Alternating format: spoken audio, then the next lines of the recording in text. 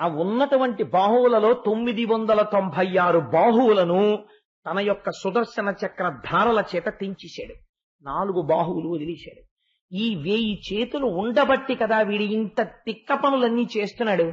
ఈ 996 చేతులు తెగ నరికేసి 4 చేతులు వదిలేశాను. ఇప్పుడు ధర్మార్థ కామ మోక్షములు వాడికి తెలిసాయి.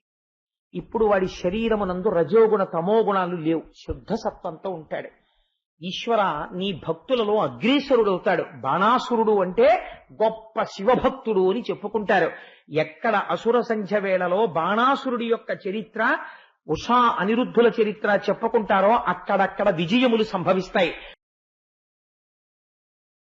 ఒకానొక నాడు కృష్ణ భగవానుడు పరమ సంతోషంగా రుక్మిణీదేవి యొక్క మందిరంలోకి ప్రవేశించాడు.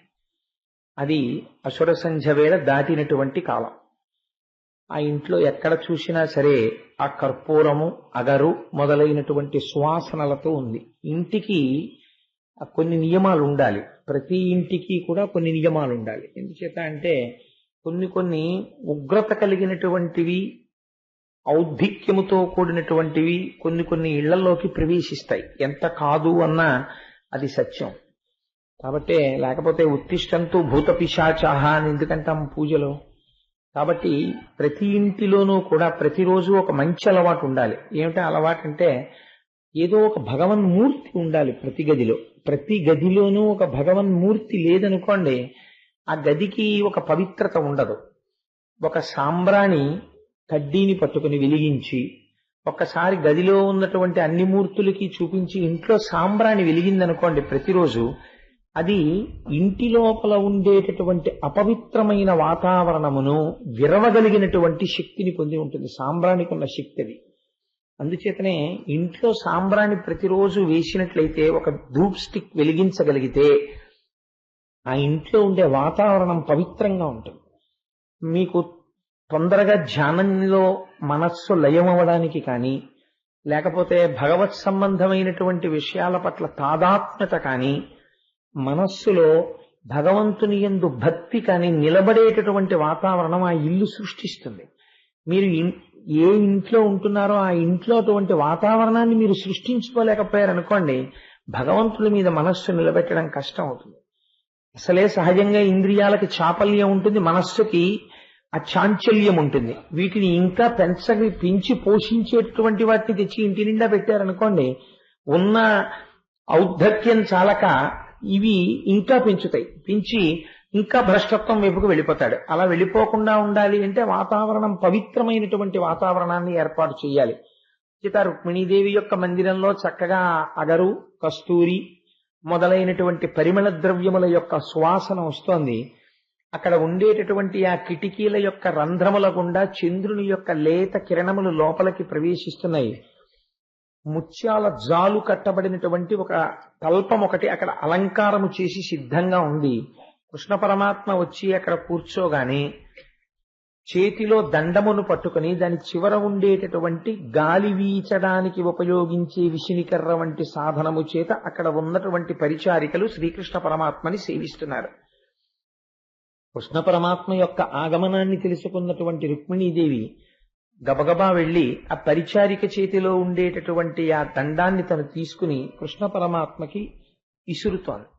ఇసురుతుంటే కృష్ణుడు రుక్మిణీదేవి వంక చూసి పరమ ప్రసన్నుడై, మీరు ఈ విషయాన్ని ముందు గుర్తెరగాలి. ఎందుకంటే నేను ఒకరిని కర్కశంగా మాట్లాడుతున్నాను అనుకోండి, కర్కశంగా మాట్లాడేటప్పుడు నా ముఖంలో అప్రసన్నత గోచరిస్తోంది అనుకోండి, అప్పుడు నేను ఒక రకమైనటువంటి వ్యగ్రతకి లోనై ఉన్నాను అని గుర్తు. నేను వ్యగ్రతకి లోను కాకుండా వచ్చిన వాళ్ళని చాలా చిరునవ్వుతో పిలిచి కూర్చోపెట్టి మాట్లాడేటప్పుడు మాట్లాడినటువంటి మాటలు మాత్రం నా ముఖంలో చిరునవ్వేం చెదిరిపోలేదు. నేను చక్కగా నవ్వుతూనే ఉన్నాను. మాట్లాడేటప్పుడు పరమ ప్రసన్నంగా ఉన్నాను. కానీ మాట్లాడినటువంటి మాట మాత్రం అవతల వాళ్ళు స్పృహ కోల్పోయేలా ఉంది.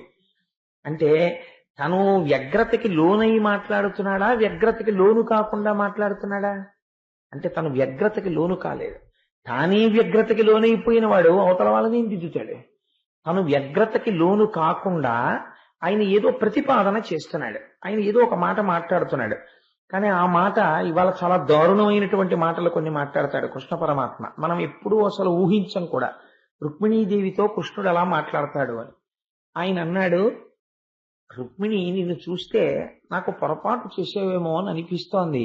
ఎందుచేతనంటే వివాహం జరిగేటప్పుడు వధువు వైపు వారు వరుడి వైపు వారు కూడా సమానమైనటువంటి స్థితిలో ఉన్నవారై ఉండాలి. నేను ఐశ్వర్యహీనుణ్ణి, దరిద్రుణ్ణి, ఎక్కడో సముద్ర గర్భంలో ఇల్లు కట్టుకున్నవాణ్ణి. నీకు శిశుపాలుడి వంటి మహాఐశ్వర్యవంతుడితో నీ అన్న వివాహాన్ని సిద్ధం చేశాడు. నువ్వు నిష్కారణంగా అంత మంచి సంబంధాన్ని విడిచిపెట్టుకుని ఏమీ చేత కానివాణ్ణి, పిరికివాణ్ణి, సముద్ర గర్భంలో ఉన్నవాణ్ణి, దరిద్రుణ్ణి నన్ను నువ్వు చేపట్టావేమో అని అనిపిస్తోంది. నువ్వు చేసినటువంటి పొరపాటు దిద్దుకోవాలి అని నీ మనస్సులో కోరిక ఉంటే అట్లాంటి అవకాశం నీకు కల్పించడానికి నేను సిద్ధంగా ఉన్నాను. ఎందుచేత అంటే నా పరిస్థితి ఏమిటో రుక్మిణి నీకు చెప్తున్నాను. లోకుల నడుబడిలోని వారము కాము, పరులకు మా జాడ బయలుపడదు. బలమదోపేతులు పగగొండ్రు మాతోడ, రాజపీఠములకు రాము తరచు. శరణంబు మాకు ఈ జలరాశి సతతంబు, నిష్కించనుల మేము నిధులలేవు. కలవారు చుట్టాలు కారు, నిష్కించన జన బంధులము, ముక్త సంగ్రహులము, గూఢవర్తనులము, గుణహీనులము, భిక్షులైన వారి కాని ఆశ్రయింపము. ఇందు ముకుల తగుల, ఇటువంటి మము బోటి వారినేల తగుల వారిజాక్షి. ఆయన అన్నాడు, లోకుల నడువడిలోని వారము కాము. అందరూ లోకంలో ఉన్న వాళ్ళు ఎలా ప్రవర్తిస్తారో మాది అటువంటి ప్రవర్తన కాదు. పరులకు మా జాడ బయలుపడదు. మా యొక్క జాడ మేము ఎక్కడుంటున్నామో అసలు పరులకు తెలియదు కూడా. ఎందుకంటే ఎక్కడో సముద్ర గర్భంలో ద్వారకలో ఉంటాడు ఆయన. బలమదోపేతులు పగగొండ్రు మాతోడ, చాలా బలంతో వ్యగ్రతతో మదించి ఉన్నటువంటి వాళ్ళు ఎవరుంటారో అటువంటి వాళ్ళు మాతో శత్రుత్వం పెట్టుకుంటూ ఉంటారు. రాజపీఠములకు రాము తరచు. నేను ఎప్పుడూ సింహాసనం ఎక్కి కూర్చొని పరిపాలన చెయ్యను. యదువంశానికి ఉన్నటువంటి శాపం చేత ఆయన ఎటువంటి పరిపాలన చెయ్యలేదు. శరణంబు మాకు ఈ జలరాశి, ఎప్పుడు నేను ఈ నీళ్లలో ఎక్కడో దాక్కుని ఉంటాను. సతతంబు నిష్కించునుల మేము నిధులు లేవు. ఒకళ్ళ దగ్గరికి వెళ్ళి యాచించేవాణ్ణే కానీ నాకు అంటూ ఐశ్వర్యమేం లేదు. కలవారు చుట్టాలు కారు. పోనీ ఐశ్వర్యవంతులు చుట్టాలు ఎవరైనా ఉన్నారేమో అంటే నేను గోపవంశంలో పుట్టాను, నాకు ఐశ్వర్యవంతులు ఎవరు చుట్టాలు లేరు. నిష్కించన జన బంధులము, ముక్త సంగ్రహులము. మోక్షం కోరేటటువంటి వాళ్ళు, ఇల్లు వదిలిపెట్టిన వాళ్ళు, సంసారాలు వదిలిపెట్టిన వాళ్ళు, ఇలాంటి వాళ్ళందరూ మాకు బంధుజనం. గూఢవర్తనులము, మేము ఎలా ప్రవర్తిస్తామో ఎవరికీ తెలియదు, చాలా గూఢంగా ఉంటుంది, రహస్యంగా మా ప్రవర్తన. గుణహీనులము, మాకు గుణం లేదు. భిక్షులైన వారి గాని ఆశ్రయింపము, భిక్షమెత్తుకునేటటువంటి వాళ్ళని మేము ఆశ్రయిస్తుంటాం. ఇందు ముఖుల, ఇటువంటి వాణ్ణి, ఇంత అందమైనటువంటి నువ్వు వివాహం చేసుకోవడం కోరి నన్ను వలవడం, వలచి ఉత్తరం రాసి నన్ను నువ్వు స్వీకరించడం అనేటటువంటిది అంత యోగ్యమైన పని అని నేను అనుకోవట్లేదు రుక్మిణి. తగదని ఎరుగవు మమ్ముం తగిలితివి మృగాక్షి, దీనం తప్పవు నీకుం తగిన మనుజేంద్రు నొక్కని తగులుము, గుణహీన జనుల తగునే తగులను. కాబట్టి నీ ఐశ్వర్యానికి, నీ సౌందర్యానికి, నీ గుణానికి, నీ బుద్ధికి, నీ సౌశీల్యానికి తగినటువంటి వరుణ్ణి ఎన్నుకుని నువ్వు మళ్ళీ పునర్వివాహం చేసుకుంటే బాగుంటుంది అని నేను అనుకుంటున్నాను. కాబట్టి నువ్వు అటువంటి వివాహం చేసుకుంటే బాగుంటుంది, నేను నీకు ఏ రకంగా సరిపోతాను అని అడిగాడు. ఇది మనం ఇప్పుడు భాగవతంలో కృష్ణుడు అలా రుక్మిణీదేవితో మాట్లాడతారని నేను అనుకోవట్లేదు. ఇక్కడ నేను ఒక చమత్కారమైనటువంటి విషయం చెప్పవలసింది. నేను ఇలాంటి ప్రమాదకరమైనటువంటి ఘట్టం ఒకటి రామాయణంలో చేశాను. ఎప్పుడు చేశాను అని మీరు అడుగుతారేమో. నేను రామాయణం చెప్పిన నాళ్ళు అందరూ ప్రసన్నంగా ఉన్నారు నా పట్ల. రామాయణంలో ఉంది కాబట్టి నేను ఒకటి చెప్పాను. ఎప్పుడు? యుద్ధకాండలో సీతమ్మ తల్లిని అగ్నిప్రవేశం చెయ్యమని రాముడు మాట్లాడుతున్నప్పుడు రాముడు మాట్లాడిన కొన్ని మాటలు నేను చెప్పాను. మీరు చెప్తే నమ్మరు. నేను ఇంటికి వెళ్ళాను, అయ్యో ఆయన ఆ రోజు సాయంకాలం వరకు నాకు నమస్కారాలు పెట్టిన వాళ్ళు కూడా నన్ను కొట్టలేదంతే. యథార్థంగా జరిగిందండి ఇది రామాయణంలో. నాకు ఫోన్లు చేసి కంఠాలు ఎంత కోపంగా ఉన్నాయో తెలుసా అండి. మర్యాదకి కోటేశ్వరారు అన్నారు. ఎంతో ప్రియంగా పిలిచేవాళ్ళు కూడా కోటేశ్వరారు మీరైనా మాట్లాడేది, ఆ నమస్కారం మీకు ఒక విషయం చెప్పాలని ఫోన్ చేశాం, పెట్టడం ఇష్టం లేక పెట్టిన నమస్కారం అది తెలిసిపోతోంది. కోటేశ్వరారు అండి మాట్లాడేది, ఆ నమస్కారం సార్ అనేవాడు కూడా అలా అనలేదు. అంటే నేను నమస్కారాల కోసం వెర్రెక్కిపోతున్నానని కాదు, ప్రవర్తనలో చేసిన తేడాకి చెప్తున్నాను. అని ఏమిటంటే మీరు ఇవాళ అలా చెప్పారు, ఏమిటి సీతమ్మ తల్లి అంత లోకుగా దొరికిందండి రాముడికి? మీరు చెప్పింది మాకు జీర్ణం కాలేదు, రేపు మీరు దీని మీద క్లారిఫికేషన్ ఇవ్వండి అన్నారండి. నేను తెల్లబోయాను. ఇదేమిటని, నన్ను పలహారం చేయనివ్వలేదు, నన్ను పడుకోనివ్వలేదు, ఫోన్లే ఇలా పెట్టను, ఫోన్ రాను, మళ్ళీ ఎత్తను. ఏమిటంటే సీతమ్మ విషయంలో అలా ఏమిటి? నేనా బాధ్యుడి? ఎన్ని ఫోన్లో, ఆఖరికి నేను ఇంకా పడుకోవడానికి కూడా టైం సరిపోక 11:30 అయిపోతోంది. ఓ ఫోన్ మాట్లాడుతుంటే పీప్ పీప్ అని వచ్చేస్తోంది ఫోను. విసిగిపోయి 11:30కి టెలిఫోన్ డిస్కనెక్ట్ చేశాను. డిస్కనెక్ట్ చేసి మర్నాడు సంధ్యావందనం చేసుకుని ఫోన్ తగిలించాను. మళ్ళీ మొదలు, మళ్ళీ కోటేశ్వరారు మీరు చెప్పింది మాకు నచ్చలేదు, సీతమ్మ తల్లిని అలా అనడం ఏమిటండి రాముడు అని మళ్ళీ ఫోన్లు. అయ్యా నేనేం చేయగలనండి, వాల్మీకి రామాయణంలో ఉన్నది చెప్పాను, అలా నాకు జీర్ణం కావట్లేదు, మీరు క్లారిఫై చేయండి అన్నారు. అంటే మీకు ఒక ఆశ్చర్యకరమైన విషయం తెలుసా అండి, ఉన్న రామాయణాన్ని ఉన్నట్టు చెప్పగలను కానీ మార్చి ఎవరి తృప్తి కోసం నేను చెప్పలేను. కానీ దాని గురించి నేను ఒక వివరణ చేస్తే కొంచెం దాన్ని నక్క అండం మానేసి అది జంబుకము అని నేనంటే వాళ్ళకి తృప్తి కలిగింది. కాబట్టి అప్పుడు నేను దాన్ని ఇంకొంచెం మెత్తగా వివరణ చేస్తే కొంత వాళ్ళు తృప్తి పడ్డారు. కానీ నాకు అనిపించింది రామాయణం విన్న వాళ్ళకి రామభక్తి కన్నా సీతమ్మ పట్లే వీళ్ళు ఎక్కువ భక్తి పెంచుకున్నారనిపించింది. ఆ రామాయణానికి అందుకే ఎలా ఉంది, వాల్మీకి మహర్షి సీతాయాస్ చరితం మహత్ అని పేరెట్టుకున్నాడు. నా జీవితంలో నేను మర్చిపోలేని సంఘటనల్లో అదొకటి. సీతమ్మ తల్లి పట్ల అంత భక్తితో అంతమంది, అంటే ఇవాళ నాకు అలా చేయకుండా ఉంటారని నేను ఇది చెప్పుకుంటున్నాను అనమాట. రుక్మిణీదేవితో కృష్ణుడు ఇలా మాట్లాడారని మళ్ళీ ఆ రోజు సంఘటనలు మొదలవుతాయేమో అని ముందుగా చెప్పుకుంటున్నాను. అందుకని నేను అలాంటి అవకాశం ఇవ్వకుండా నేను ముందే వివరణ చేసేస్తాను, మీరు తృప్తి పడిపోతారు, నాకు బాగా తెలుసు. ఎందుకంటే రామయ్య అమాయకత్వం కృష్ణయ్య దగ్గర ఉండదు, గాంభీర్యంతో ఉంటాడు. ఈయన చాలా చమత్కారంగా ఉంటారు కృష్ణస్వామి, అందుకని ఆయన తెలిసిపోతారు, ఆయన స్పష్టంగా కనపడిపోతారు. కాబట్టి ఇవాళ మనకు అటువంటి ప్రమాదం దాపురించదు. కాబట్టి ఈ మాటలన్నీ కాబట్టి నువ్వు ఎవరినైనా పునర్వివాహం చేసుకుంటే బాగుంటుంది అని నేను అనుకుంటున్నాను, ఎవరైనా సంపత్తి కలిగినటువంటి వాడిని నువ్వు వివాహం చేసుకో అన్నారు. ఈ మాటలు మాట్లాడుతున్నప్పుడు విసురుతున్నటువంటి రుక్మిణీదేవి యొక్క ముఖవళికలు మారిపోవడం ప్రారంభించి అంత అందంగా ఉండేటటువంటి తల్లికి ఆపాదమస్తకం చెమటలు పట్టేయడం మొదలుపెట్టాయి. పెదవి అదిరిపోయి ఒళ్ళంతా వణికిపోయి చిట్ట చివరి మాట అన్నాడాయన, నువ్వు ఎవరినైనా వివాహం చేసుకోవచ్చు అని. చప్పుడయింది. ఏమిటి చప్పుడయింది అని ఆయన ఇటు పక్కకి తిరిగాడు. ఆవిడ స్పృహ తప్పి కింద పడిపోయింది. ఇంత కృష్ణ పరమాత్మ ఈ మాటలు అన్నవాడు ఏం చేశాడో తెలుసా అండి? లేచి గబగబా రుక్మిణీదేవి దగ్గరికి వెళ్ళి 2 చేతులతో ఎత్తి కూర్చోపెట్టుకుని ఒళ్ళో కని సంభ్రమంబున తనువుగా అనువున చందనం బల్లనలది గంధం తీసుకొచ్చి ఆవిడ ముందు చల్లపడడం కోసమన ఆవిడ ఒళ్ళంతా గంధం రాసేట.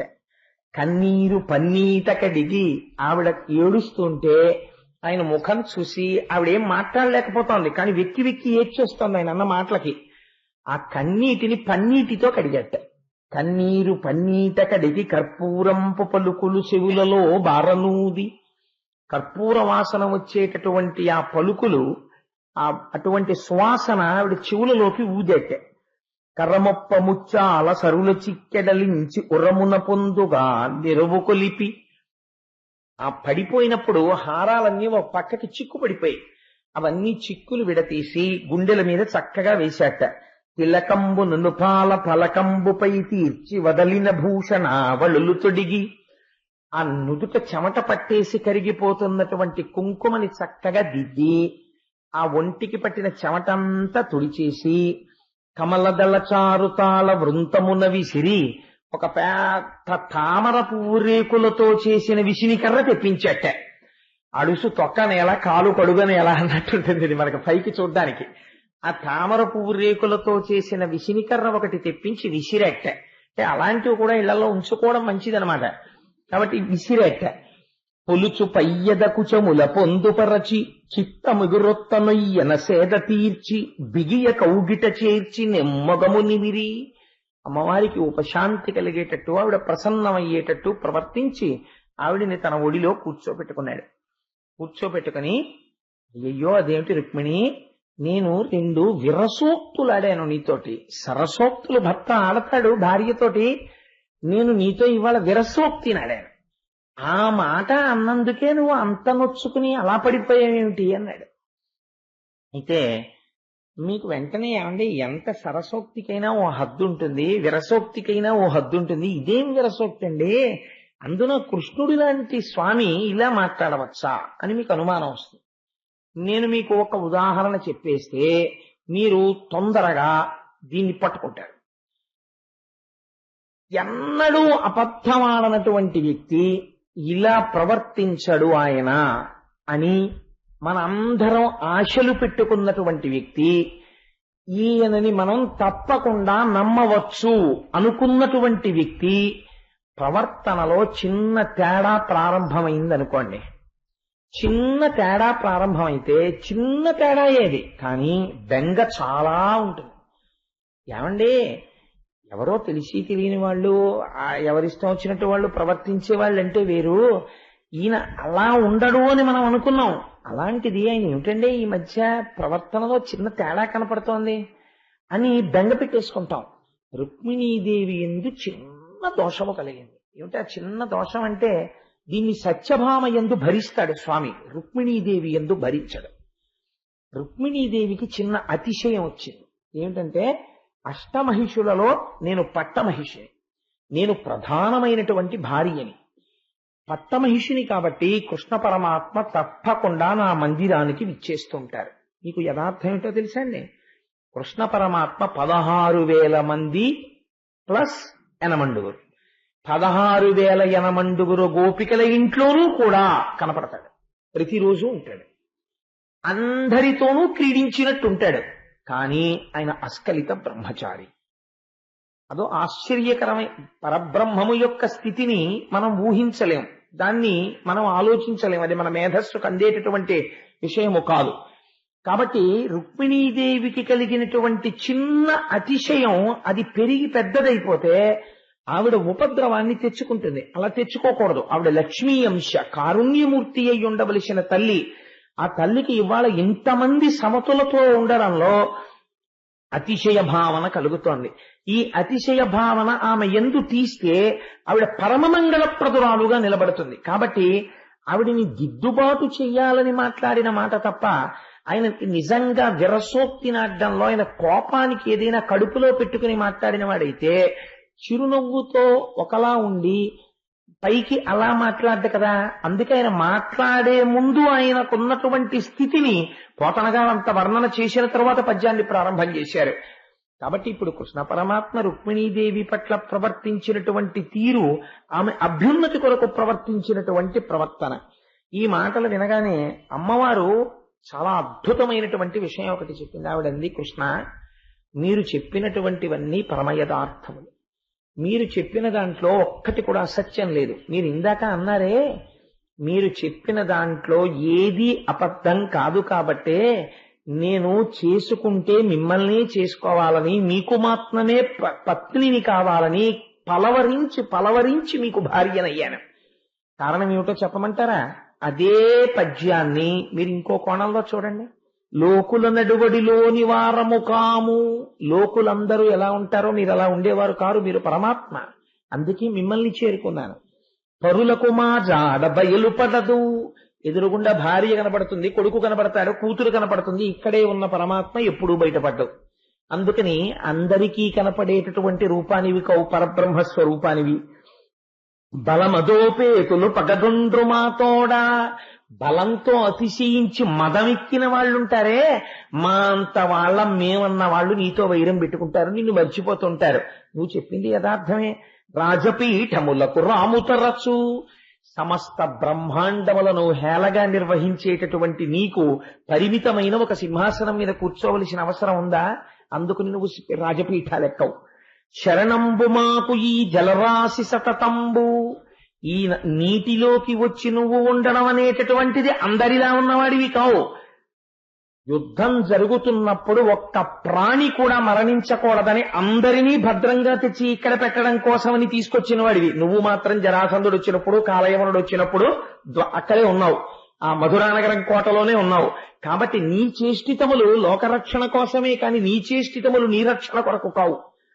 కలవారు చుట్టాలు కారు, ఐశ్వర్యవంతులు ఎవరూ నీకు చుట్టాలు కారు. ఎందుకని ఐశ్వర్యవంతులు చుట్టాలు కారు అంటే అర్థం డబ్బొస్తే భగవంతుడికి దూరం అయిపోతారని కాదు దాని అర్థం. మీరు వేరొక కోణంలో అర్థం చేసుకోవాలి. మేము ఐశ్వర్యవంతులము, మీరు ఐశ్వర్యవంతులు కారు అన్న భావన పెరిగిన వారికి ఆయన దగ్గర వాడు కాడు.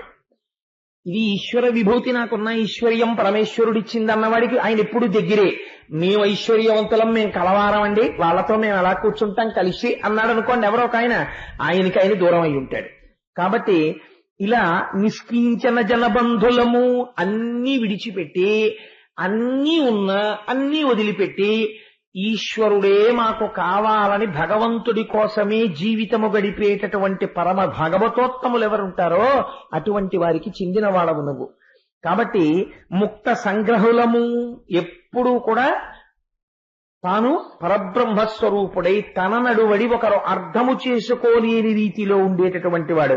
భిక్షులైన వారి కాని ఆశ్రయింపము, అన్నీ విడిచిపెట్టేసి ఎప్పుడు ఈశ్వరుణ్ణి చెయ్యి చాపి అడిగి పుచ్చుకునేవాణ్ణే తప్ప ఒకరి దగ్గర చెయ్యి చాపనన్న వాడి దగ్గర చెయ్యి చాపేటటువంటి వాణ్ణి. అంటే అందుకే నేను ఎవరి కాళ్ళు కడుగుతానో తెలుసా, నేనెవరికి నమస్కరిస్తానో తెలుసా అని అడిగాడు ఆయన. ఎవరికి నమస్కరిస్తావు కృష్ణ అంటే, మనస్సులో ఏ కోరిక లేకుండా ఎప్పుడూ భగవంతుడి గురించి చెప్పుకుని రమించిపోయేటటువంటి బ్రాహ్మణోత్తముడు ఎక్కడున్నాడో వాడి పాదములకు నేను నమస్కరిస్తున్నాను అన్నాడు కృష్ణ భగవానుడు. కాబట్టి ఇందుముఖుల తగుల ఇటువంటి మమ చోటి, సౌందర్యవంతులైనటువంటి కాంతలకి నీతో పని లేదు అన్నావు. నిజమే, నీకు కావలసినది అంతఃసౌందర్యం తప్ప బాహ్య సౌందర్యంతో నీకు పనేమిటి? కృష్ణ, నువ్వు అన్న మాటలలో చమత్కారాన్ని నేను గ్రహించగలిగాను. ఇటువంటి వాడివి కాబట్టే నేను చేరుకున్నాను స్వామి. నాకు ఇంత తపస్సు చేసి నిన్ను పొందడానికి కారణం అదే. చూడండి, భగవంతుని యొక్క హృదయాన్ని అర్థం చేసుకోవడంలో, భగవద్వాక్యాన్ని విని తప్పు దిద్దుకోవడంలో ఈశ్వరుడికి దగ్గరవుతారు. అధిక్షేపించారనుకోండి దూరం అయి ఉండేవారు.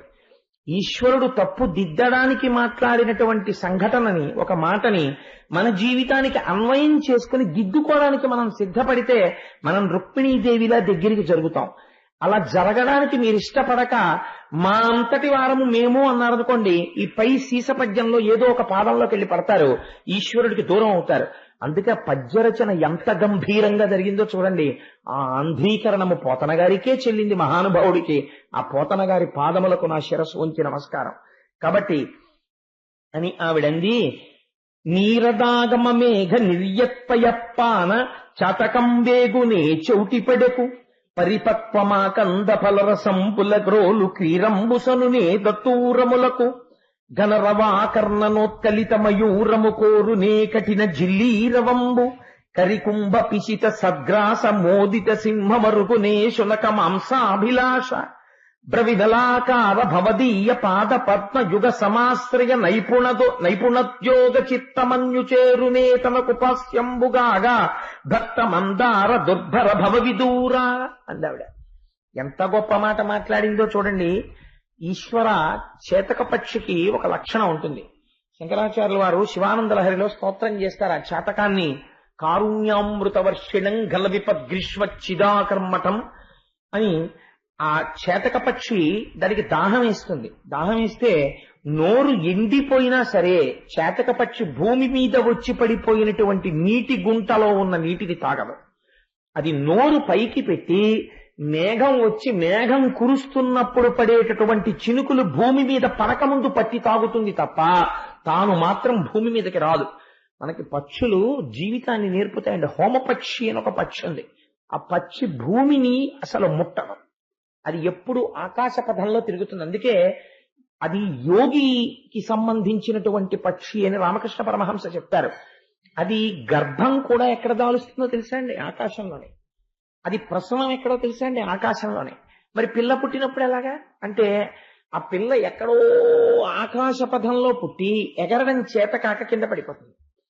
కింద పడిపోతున్నప్పుట హోమపక్షి యొక్క బిడ్డ భూమికి దగ్గరికి వచ్చేశాక చెయ్యి నేను భూమిని ముట్టనని రెక్కలు అల్లార్చి మళ్ళీ ఆకాశంలోకి వెళ్ళిపోతుంది. అంతే, ఆకాశంలోనే తిరుగుతాయి. తిరిగి అంతరిక్షంలోనే శరీరాలు వదిలిపెట్టి శరీరాలు కూడా అక్కడే తేలికాయి తప్ప అసలు అవి భూమి మీద పడవు. ఎప్పుడూ అలాగే ఉంటాయి. ఆకాశంలో తిరగడం అంటే ఏమిటో తెలుసా అండి? అంతటా వ్యాపించినది. కుంజరహ అంటే భూమిని అంటి పెట్టుకుని ఉండేవాడు, అంటే ఎప్పుడు సంసారమునందు ఉండేవాడు. ఎప్పుడు ఈశ్వరానుసంధానము తప్ప సంసారానుసంధానము తెలియనటువంటి మహాయోగి పుంగవులకు సంకేతముగా ఉంటుంది ఆ పక్షి. అలా తిరుగుతుంది. కాబట్టి పక్షుల్లో ఎంత చమత్కారం ఉంటుందో, ఎన్ని రకాల పక్షులున్నాయో ప్రపంచంలో. రామాయణంలో ఆ పక్షుల గురించినటువంటి ప్రస్తావన చాలా ఎక్కువగా ఉంటుంది. సరే, అందుచేత ఆవిడంది చాతక పక్షి ఆకాశంలోంచి మేఘము కురుస్తున్నప్పుడు ఉన్నటువంటి వాన తాగి బతుకుతుంది తప్ప భూమి మీద ఎక్కడో ఒక మురికి గుంటలో ఉన్నటువంటి నీటిని తాగి బతుకుదామని చాతక పక్షి అనుకోదు. అలాగే చిలుక తను తినవలసి వస్తే ఆరముగ్గినటువంటి మామిడి పండుని మామిడి చెట్టు మీద కూర్చుని తింటుంది తప్ప అయ్యో మామిడి పండు దొరకలేదు కదా అని ఉమ్మెత్త చెట్టు మీద వాలి ఉమ్మెత్తకాయని చిలుక కొరకదు. అలాగే నెమలి తాను నాట్యం చెయ్యవలసి వస్తే నెమలి ఎప్పుడు సంతోషిస్తుంది అంటే ఎండాకాలం పూర్తయిపోయి సాయంకాలం అయ్యేటప్పటికి చీకటైపోయి ఆకాశం అంతా నల్లటి మబ్బు పట్టేసి గాలొచ్చి ధూళి రేగుతూ ఆకాశంలో ఒక్కసారి పెద్ద ధనొచ్చి మెరుపు మెరిసి ఇంకా వర్షపు చినుకులు ప్రారంభమై టప్ టప్ అని ఇంతంత చినుకు పడడం మొదలవగానే ఆ నెమలి ఇలా కంఠమెత్తి మగనెమలి అటు ఇటు చూసి ఆకాశం వంక చూసి ఆకాశం చేసినటువంటి ఆ మేఘము యొక్క ధ్వనిని చూసి పొంగిపోయి పింఛాన్ని ఎంత విప్పగలదో అంత విప్పి ఇంకా ఇంకా ఇంకా ఇంకా విప్పడానికి ఇలా ఇలా ఇలా అని ఇంత పింఛం విప్పి అడుగులు వేసి అప్పుడు నాట్యం చేస్తుంది తప్ప దిక్కుమాలిన అడవిలో ఏల పురుగుల ధనులకు నెమలి నాట్యం చెయ్యదు కృష్ణ. అలా ఒకవేళ ఏనుగు తినవలసి వస్తే ఆకలి వస్తే ముత్యములు నిలవ ఉన్నటువంటి బ్రహ్మాండమైనటువంటి ఏనుగు యొక్క కుంభస్థలం మీదికి దూకి కూర్చుని తన పంజాతో కొట్టి చీల్చి ముత్యములను అటు ఇటు తోసి కుంభస్థలంలో ఉన్న మాంసాన్ని తింటుంది తప్ప అనారోగ్యంగా ఉందని అడవిలో కనబడిన కుక్క మాంసం సింహం తిందవు. అలా నేను బ్రతికి ఉన్నంత కాలము, నా జన్మ ఉన్నంత కాలము నీ పాదములను సేవించేదానను తప్ప అన్యుల పక్కకి మనస్సు చేత వాక్కు చేత కూడా చేరేదానను కాను. ఈశ్వర, నువ్వు ఇవ్వగలిగిన వరం ఉంటే నాకు అది ఇయ్యి అని అడిగింది. ఏమి రుక్మిణీదేవండి, కృష్ణుడు ఎటువంటి విరసోక్తి మాట్లాడితే ఆవిడ ఎటువంటి ప్రతిజ్ఞ చేసి మాట్లాడిందో చూడండి. ఇప్పుడు ఏం తెలుసుకుంది ఆవిడ? భగవంతుని యొక్క పవిత్రతని, ఆయనకున్నటువంటి బేలతనాన్ని దిద్దడానికి ఒక్క మాట అంటే స్పృహ తప్పి పడిపోతే అయ్యో నేను ఇంత కఠినంగా అనకుండా ఉండవలసిందేమోనని పరిగెత్తుకొచ్చి గబగబా కన్నీరు తుడిచినవాడు కాడు. ఈవిడ కన్నీరు నా చేత్తో తొడవాలవా అని పన్నీట చెయ్యి ముంచి కన్నీరు తుడిచాడు. ఆయన చేతులతో ఒళ్ళంతా గంధం పూశాడు. తన తొడ మీద కూర్చోబెట్టుకున్నాడు. ఆవిడ నగలన్నీ తాను దిద్దాడు. చుట్టూ ఆవిడ చెలికెత్తెలు చూస్తున్నారని కూడా సిగ్గుపడలేదు. సిగ్గుపడకుండా ఇంతమంది మధ్యలో ప్రియమార కౌగలించుకున్నాడు. 2 చేతులతో ఎత్తి తీసుకెళ్లి పాంపు మీద పడుకోబెట్టాడు.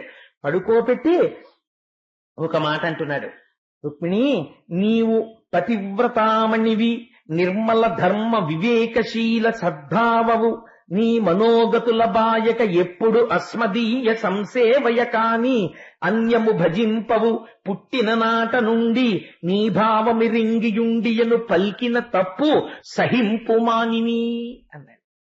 సత్యభామాదేవి కాళ్ళు పట్టుకుని చెప్పినటువంటి పద్యానికి ఉన్న ప్రాశస్త్యం రుక్మిణీదేవి విషయంలో చెప్పినటువంటి పద్యానికి లోకంలో అంత ప్రచారం లేదు.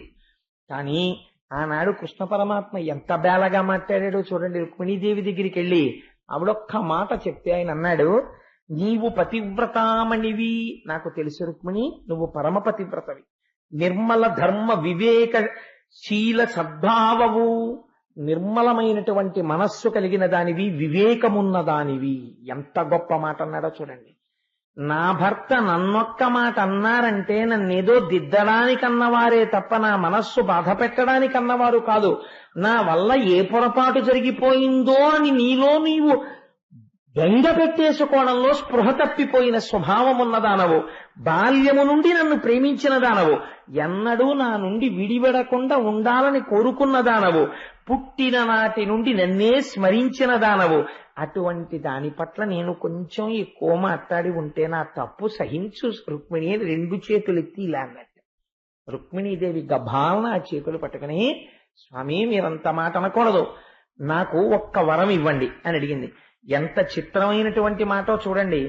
ఆవిడంది, కృష్ణ నేను మిమ్మల్ని అడిగే వరం ఏమిటో తెలుసా?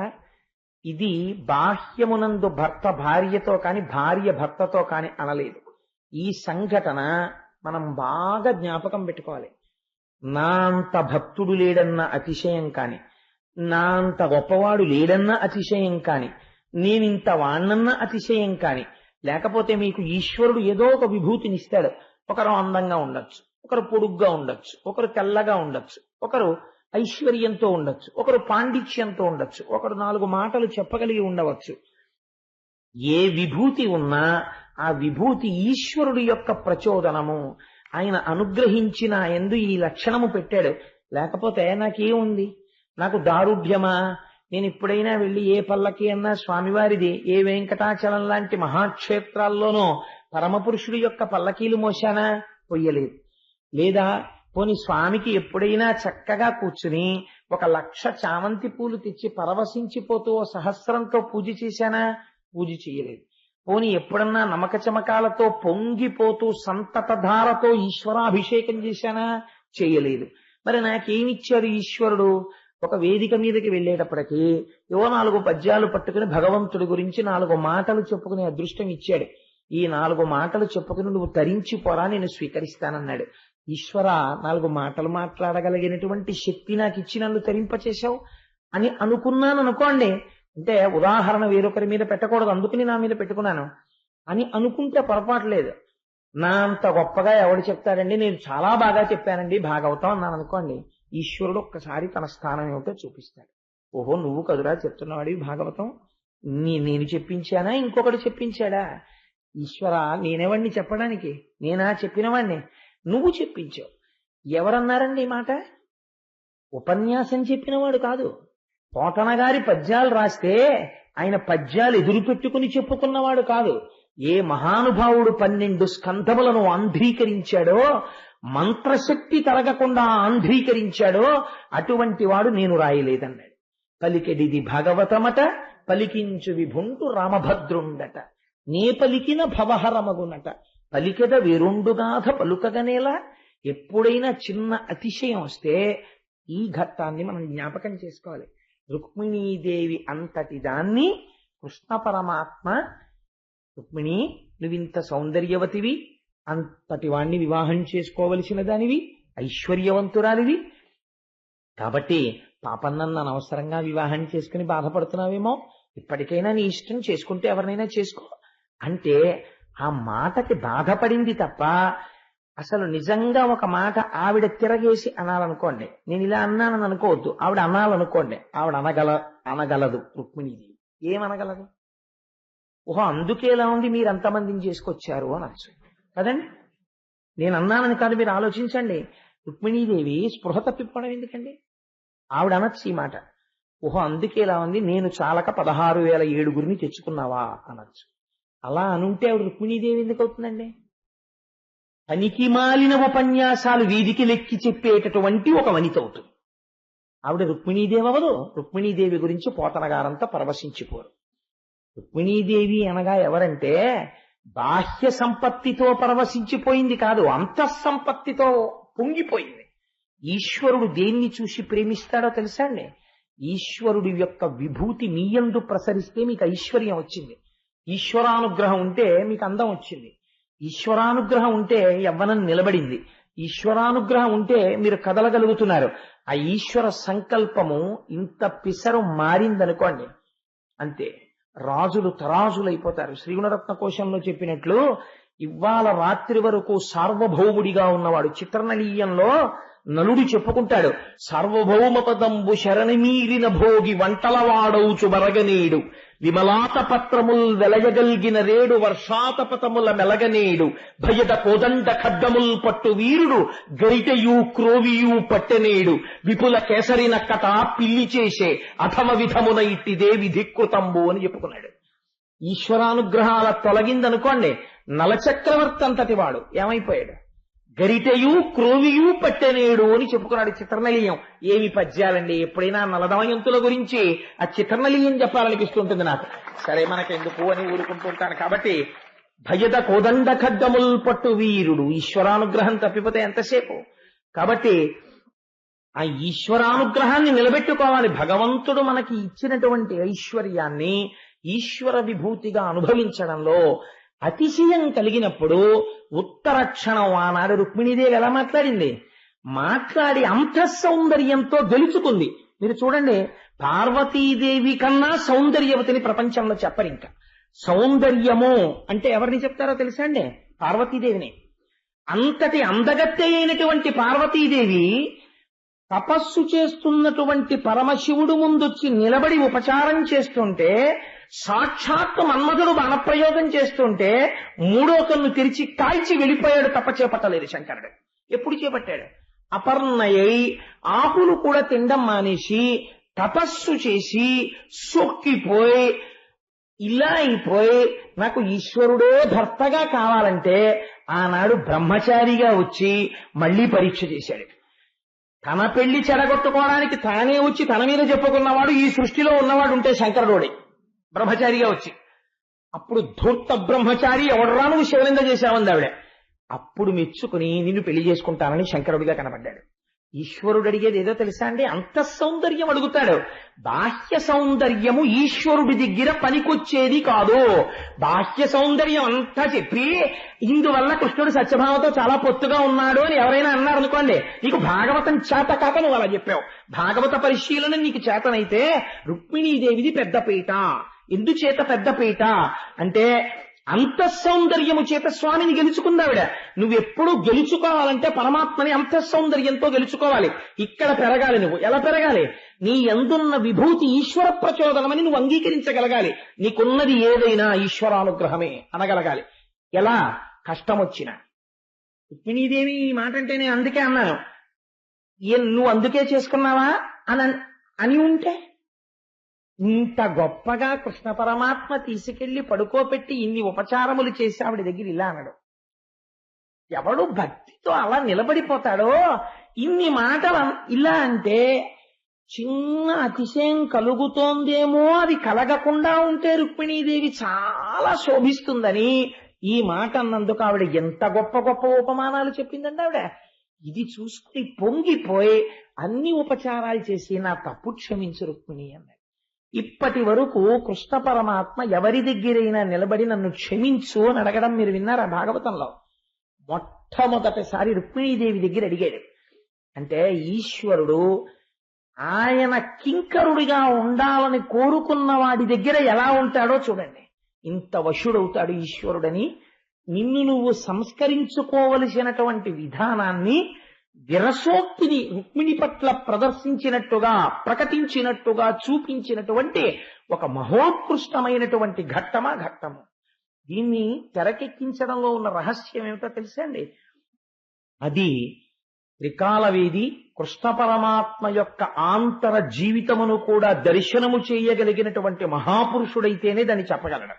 ఎవరు చెప్పగలరండి? లేకపోతే వెంకటేశ్వర స్వామి వారు 7 కొండలు దిగొచ్చి అలవేలు మంగమ్మ దగ్గరకు వచ్చినప్పుడు అలమేలు మంగమ్మ నాట్యం చేస్తే, నాట్యం చేసినప్పుడు ఒంటి చెమటలు పట్టిన అలమేలు మంగమ్మ ఎలా ఉంటుందో, ఆవిడ మనస్సులో భావన ఎలా ఉంటుందో, అలరులు కురియగా ఆడినదే అలకుల కులుకుల అలమేల్మంగా అనగలగాలంటే అమ్మతనంలో అమ్మతనాన్ని మాత్రమే చూసి అమ్మ మనస్సులో చొరబడి అమ్మకి అయ్య పట్ల ఉన్న శృంగార భావనని, ఆ నాట్యాన్ని తన జ్ఞాన నేత్రంతో చూసి కీర్తించగలిగి భక్తి స్థాయిలో నిలబడి ఆ సరళ రేఖ దాటడం అనేటటువంటిది చేత కాని వినయ సంపత్తి చేత కట్టుబడిన వాగ్గేయకారుడికి తప్ప అంజలికి సాధ్యం కాదు. అది అన్నమయ్య గొప్పతనం. అలా రుక్మిణీదేవి ఇవాళ కృష్ణుణ్ణి వశం చేసుకుని తనవాణ్ణి చేసుకుంది. ఇది రుక్మిణీ విజయము అని నేను అంటాను. కాబట్టి ఇది మన విజయంగా మనం మార్చుకోవడంలో భాగవతం వినడం చేత మనం పొందవలసినటువంటి విజయం. దానికోసమని వ్యాస భగవానుడు అంతఃపురంలో జరిగినటువంటి విషయాన్ని భాగవతంలో తీసుకొచ్చి ఇస్తే పోతనామాచ్యుల వారు మన యందున్నటువంటి అనుగ్రహంతో వారు రామకైంకర్యంగా సమర్పించుకున్న దానిని ఆంధ్రీకరించి మనకు అందించారు. తదుపరి కాలంలో రుక్మిణీదేవి యొక్క అన్నగారైనటువంటి రుక్మి, ఇది ఒక చాలా చిత్రమైనటువంటి సందర్భం, మీరు చాలా జాగ్రత్తగా అర్థం చేసుకోవాలి. రుక్మిణీదేవి అంటే చాలా ఇష్టం, కానీ కృష్ణుడంటే మాత్రం అంత పెద్ద ప్రీతి ఆయనకేం లేదు. పావు చుట్టం, పడగ విరోధం. పావు కావాలి, పడగ ఉండకూడదు. ఇది చాలా ఆశ్చర్యకరంగా ఉంటుంది. చాలా కుటుంబాలలో, నేను ఎందుకో పేర్లు పెట్టి చెప్పాలి, చాలా కుటుంబాలలో ఈ లక్షణం ఉంటుంది. ఎలా ఉంటుందంటే, అల్లుడు గారు కావాలి, అల్లుడు గారి అమ్మగారు కాని నాన్నగారు కాని ఉండకూడదు. ఆ అబ్బాయి వీళ్ళింటికి అల్లుడు అవ్వాలి, ఆ పిల్లాడికి అక్క చెల్లెళ్ళు ఉండకూడదు. ఈ అమ్మాయి అల్లుడు గారు ఈ పిల్ల అక్క చెల్లెళ్ళను కూడా మరదళ్ళని ఎంతో ప్రేమించాలి, కానీ ఈ పిల్లవాడు మాత్రం తన అక్క చెల్లెళ్ళని చూడకూడదు. ఎందుకు నువ్వు ఇంక మనుష్యుడిగా పుట్టడం? ఇది నీకు ఉండవలసిన లక్షణమే, ఒక మనుష్యుడికి ఉండవలసిన లక్షణమే. అది నీకు యుక్త వయస్సు వచ్చిన పిల్లని ఇచ్చేటటువంటి వాడికి ఉండవలసిన ఆలోచన సరళే. ఇది ఇంత హేయంగా ఉంటాయి ఆలోచనలు మనుష్యులవి. నేను ఒక్కొక్కసారి చాలా ఆశ్చర్యంగా ఉంటుంది. అక్క చెల్లెళ్ళు ఉన్నారా అండి అని చాలా భయంగా అడుగుతారు పెళ్లి కొడుకు గురించి అడిగేటప్పుడు. ఉన్నారండి అన్నాం అనుకోండి, అక్క చెల్లెళ్ళు ఉంటే అంటారు. అక్క చెల్లెళ్ళు ఉంటే నీకే? ఆయన అక్క చెల్లెళ్ళు, అక్క చెల్లెలతో పొందినటువంటి ప్రేమ, అన్నదమ్ముడు పీటల మీద కూర్చుని ఓ ఇల్లు కట్టుకుంటే అక్క చెల్లెలు పొంగిపోయి ఇచ్చినటువంటి హారతి నీకేం తెలుసు? నీకు తెలియదేమో జీవితంలో, అందుకని నువ్వు అలా మాట్లాడగలిగావు. ఆ అక్క చెల్లెలు ప్రేమ ఏమిటో నీకు తెలిస్తే నువ్వు అలా మాట్లాడగలవా? పెళ్లి కొడుకు పీటల మీద కూర్చుంటే ఎంత సంతోషం అండి వాళ్ళకి. మా అన్నయ్య పెళ్లి కొడుకు, మా తమ్ముడు పెళ్లి కొడుకు అని అలా వెనకాలే ఉంటారు. ఆ బుగ్గను చుక్కట్టడం దగ్గర నుంచి, ఆ కళ్యాణం బొట్టు తీర్చడం దగ్గర నుంచి, వాడికి ఎప్పుడు ఉత్తరీయం వేసుకోవడం రాక కిందకి జారిపోతుంటే దాన్ని భుజం మీద వేయడం దగ్గర నుంచి, ఆ జీలకర్ర బెల్లం పెట్టినటువంటి జిగురు వదిలిపోయే వరకు వాడికి తలంటి పోసి ఎంత ప్రేమ వాళ్ళది, అంత ప్రేమతో ఉంటారు. వీళ్ళు ఇలాంటి పనికిమాలిన మాటలు పై వాళ్ళు మాట్లాడుతుంటారు. పాడు చేసేది ఎవరంటే పెద్దవాళ్ళే. నన్ను క్షమించండి, నేను అలా అన్నందుకు సభాముఖంగా, వయస్సు చేత పెద్దరికం కాదు, సంస్కారము చేత పెద్దరికం ఉండాలి. సంస్కారము చేత పెద్దరికం చేత కాకపోతే ఎప్పుడు నువ్వు నేను భేదాలి. తన వాళ్ళని పొగుడుకోవడం, అవతల వాడి యందు ఉన్నటువంటి ఔన్నత్యాన్ని అంగీకరించలేకపోవడం, నీ బ్రతుకంతా అలాగే వెళ్ళిపోతుంది. ఏమిటి సాధించావు దానివల్ల? నువ్వు సాధించింది లేదు, నువ్వు నీ బిడ్డలకి మిగిల్చిన సంస్కారం లేదు. నువ్వు నాటిన పెనువేప విత్తు కొన్ని కుటుంబాలకు అదే సంస్కారంగా పరిణమించి వాళ్ళు మళ్ళీ ఎంతమందిని పాడు చేస్తారో నాకు చాలా మంది తెలుసు. నాకు ఆప్తులైన వాళ్ళు నాకు తెలుసు. వియ్యంకుడిని పలకరించేటప్పుడు మీరు అండం చేత కాని వాళ్ళు నాకు తెలుసు. వాడు అని మాట్లాడు అలా అనొచ్చా? వాళ్ళు లేనంత మాత్రం చేత ఏకవచన ప్రయోగం చేస్తావా వియ్యంకుడిని, వియ్యప్రాల్ని? అంటే వాళ్ళు లేరు కదా. వాళ్ళు లేకపోతే ఈశ్వరుడు లేడు. ఎంత మర్యాదగా ప్రవర్తించాలి. రుక్మి ఘట్టం మనకి తెలియచేస్తుంది. రుక్మిణి అంటే ఇష్టం. ఎప్పుడో భాగవతం చదివిందని మీరు వింటే ఇవాళకి మీకు దేనికి పనికొస్తుందండి? అది మన జీవితానికి సమన్వయం చేసుకోగలిగితేనే పురాణం పనికొస్తుంది అంతే, లేకపోతే అది మన జీవితాన్ని ఉద్ధరించదు. రుక్మిణి అంటే ప్రేమ తోడ పుట్టింది కాబట్టి. కృష్ణ భగవానుడు అంటే ఆయనకి ఎప్పుడూ అంత ప్రీతి లేదు. రుక్మిణికి ఎవరంటే ప్రేమ? కృష్ణ భగవానుడు అంటే ప్రేమ. ముందు ఘట్టంలో ఆవిడ ఏం చెప్తోంది? నాకు నువ్వు తప్ప ప్రపంచం అక్కర్లేదంటోంది. ఈయనేమంటున్నాడు? రుక్మిణి అంటే ప్రేమ, కృష్ణుడంటే అంత ప్రేమ ఉండదు. అంత ప్రేమ లేదు అని ఎప్పుడు తెలుస్తుంది? కట్టెకి నిప్పు ఉందనుకోండి, ఉఫ్ అని ఊదినా ఎర్రతనం రాలేదనుకోండి, కట్టెకి నిప్పు లేదు. ఉఫ్ అని ఊదినప్పుడు కట్టె చివర ప్రకాశించింది అనుకోండి, నిప్పు ఉంటేనేగా ప్రకాశించింది. వేరొకడు వచ్చి 4 చాడీలు నాకు ఎవరి మీదో చెప్పాడు అనుకోండి, నోర్ మోయ్, వాళ్ళ సంస్కారం నీకేం తెలుసు అని నేను అనగలిగాను అనుకోండి, వాడు ఊదితే మాత్రం నిప్పెందుకు రాజుకుంటుంది? వాడు ఊదితే రాజుకుందంటే రాజుకోవడానికి రవ్వ ఇక్కడ ఉంది, ఎక్కడో ఉంది నాకు మనస్సులో, కాబట్టి కదా వాడు మాట అంటే రాజుకుంది. ఇప్పుడు ఈ కోణంలో మీరు ఈ కథ వినండి. రుక్మి, ఎందుకంటే దానికి ముందు ప్రాతిపదిక చెప్పకపోతే మీరు ఆ కోణంలో దాన్ని నేను ఆఖరణ అన్వయం చేయడం కన్నా కొన్ని ముందు చెప్పి మిమ్మల్ని అన్వయం చేసుకోమంటే ఇవి నిత్య జీవితంలోవే కాబట్టి చాలా అందంగా మీరు అన్వయం చేసుకుని చక్కటి సంస్కారమును పొందగలుగుతారు. మీరందరూ సంస్కారులే ఎలా నేను అంటున్నాను, కానీ నాకన్నా నా దగ్గర వినవలసిన వాళ్ళు, నా దగ్గర సంస్కారము నేర్చుకోవలసిన వాళ్ళు ఈ సభలో ఎవరూ లేరు. మీ దగ్గర నేను నేర్చుకోవాలి తప్ప, అది మీ ఔదార్యం, అలా అంగీకరించి కూర్చోవడం. కాబట్టి ఆనాడు రుక్మి తన కుమార్తె అయినటువంటి రుక్మవతిని మేనల్లుడైనటువంటి ప్రద్యుమ్నుడికిచ్చి వివాహం చేశాడు. తన వేరొక కుమార్తె అయినటువంటి చారుమతిని కృతవర్మకిచ్చి వివాహం చేశాడు. మనవరాలైనటువంటి రుక్మలోచనని కృష్ణుడి యొక్క మనువడైనటువంటి అనిరుద్ధుడికిచ్చి వివాహం చేశాడు. ప్రద్యుమ్నుడి కుమారుడు అనిరుద్ధుడికిచ్చి వివాహం చేశాడు.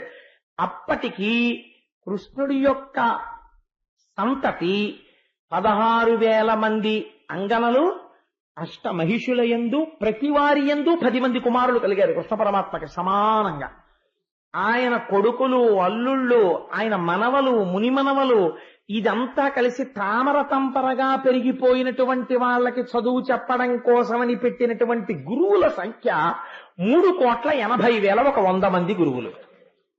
అంటే ఒక వ్యక్తి నిజంగా ఒక 60 ఏళ్ళో 70 ఏళ్ళో వచ్చేటప్పటికి, ఈసారి మనం అందరం కూడా మకర సంక్రమణానికి నా కడుపున పుట్టిన వాళ్ళు, వాళ్ళ కడుపున పుట్టిన వాళ్ళు, తత్సంబంధీకులు అందరం కలిసి వెంకటాచలం వెడదాం మకర సంక్రమణానికి అన్నాడు అనుకోండి, ఒక 3 బోగీలు రిజర్వేషన్ చేయవలసి వస్తుంది నాన్నగారండి అని పెద్ద కొడుకులు లిస్ట్ రాసుకొచ్చారనుకోండి, నేనంట ఆయన ఐశ్వర్యవంతుడు అంటాను. ఎందుకంటే ఆయన పిలిస్తే వస్తారు.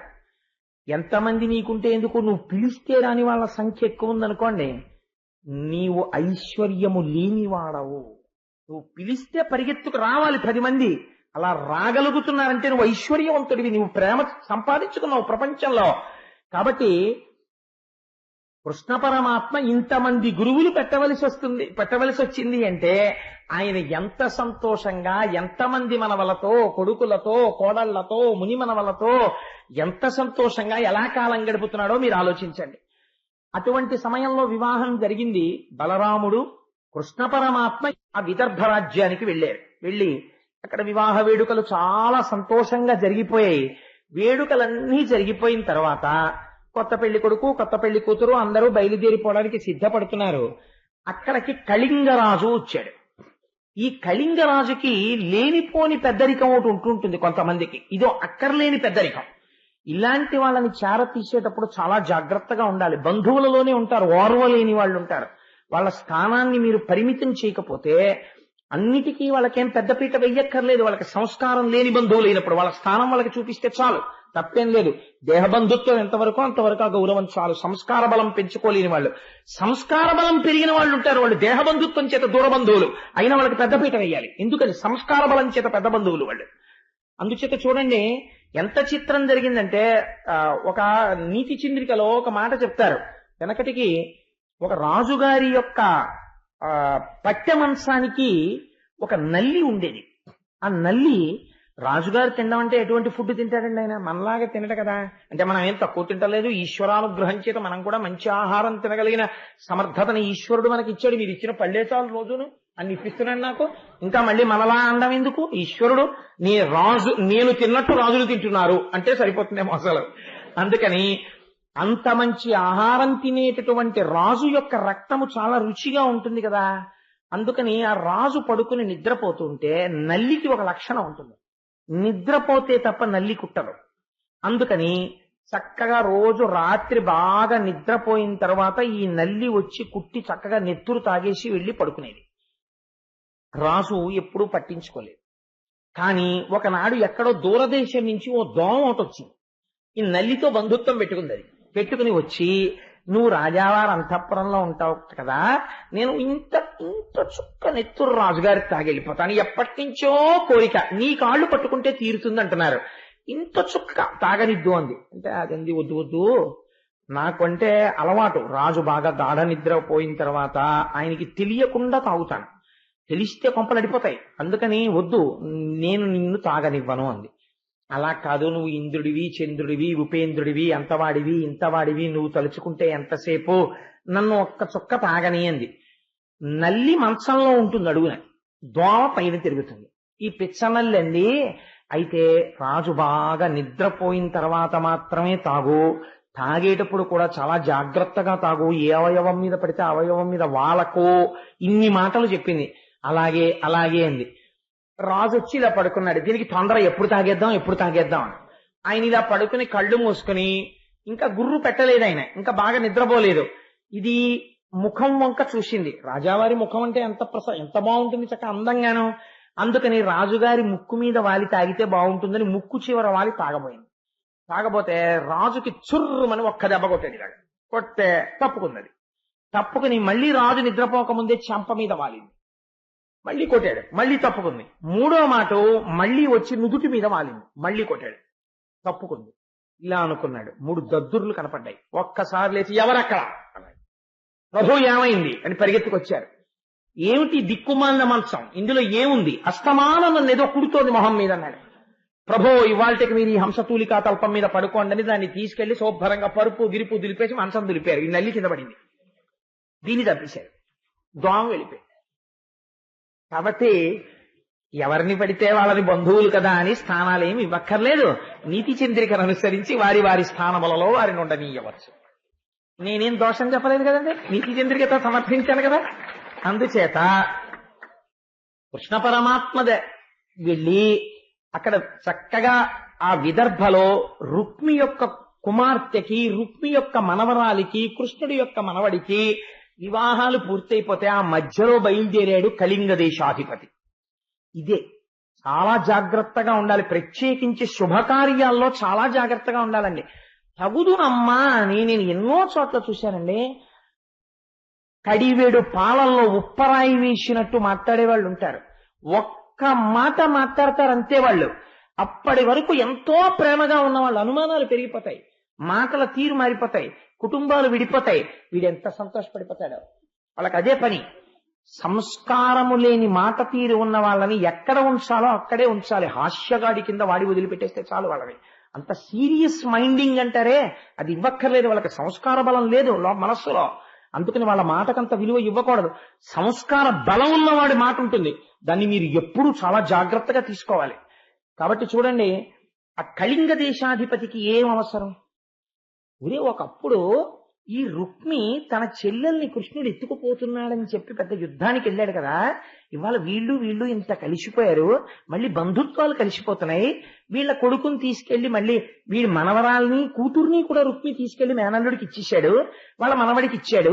వీళ్ళు ఇంత అన్యోన్యం అయిపోవడమా అని కళింగ దేశాధిపతి కడుపు మండిపోయి, అసలు వీడి కడుపు మండిపోవడం ఎందుకు?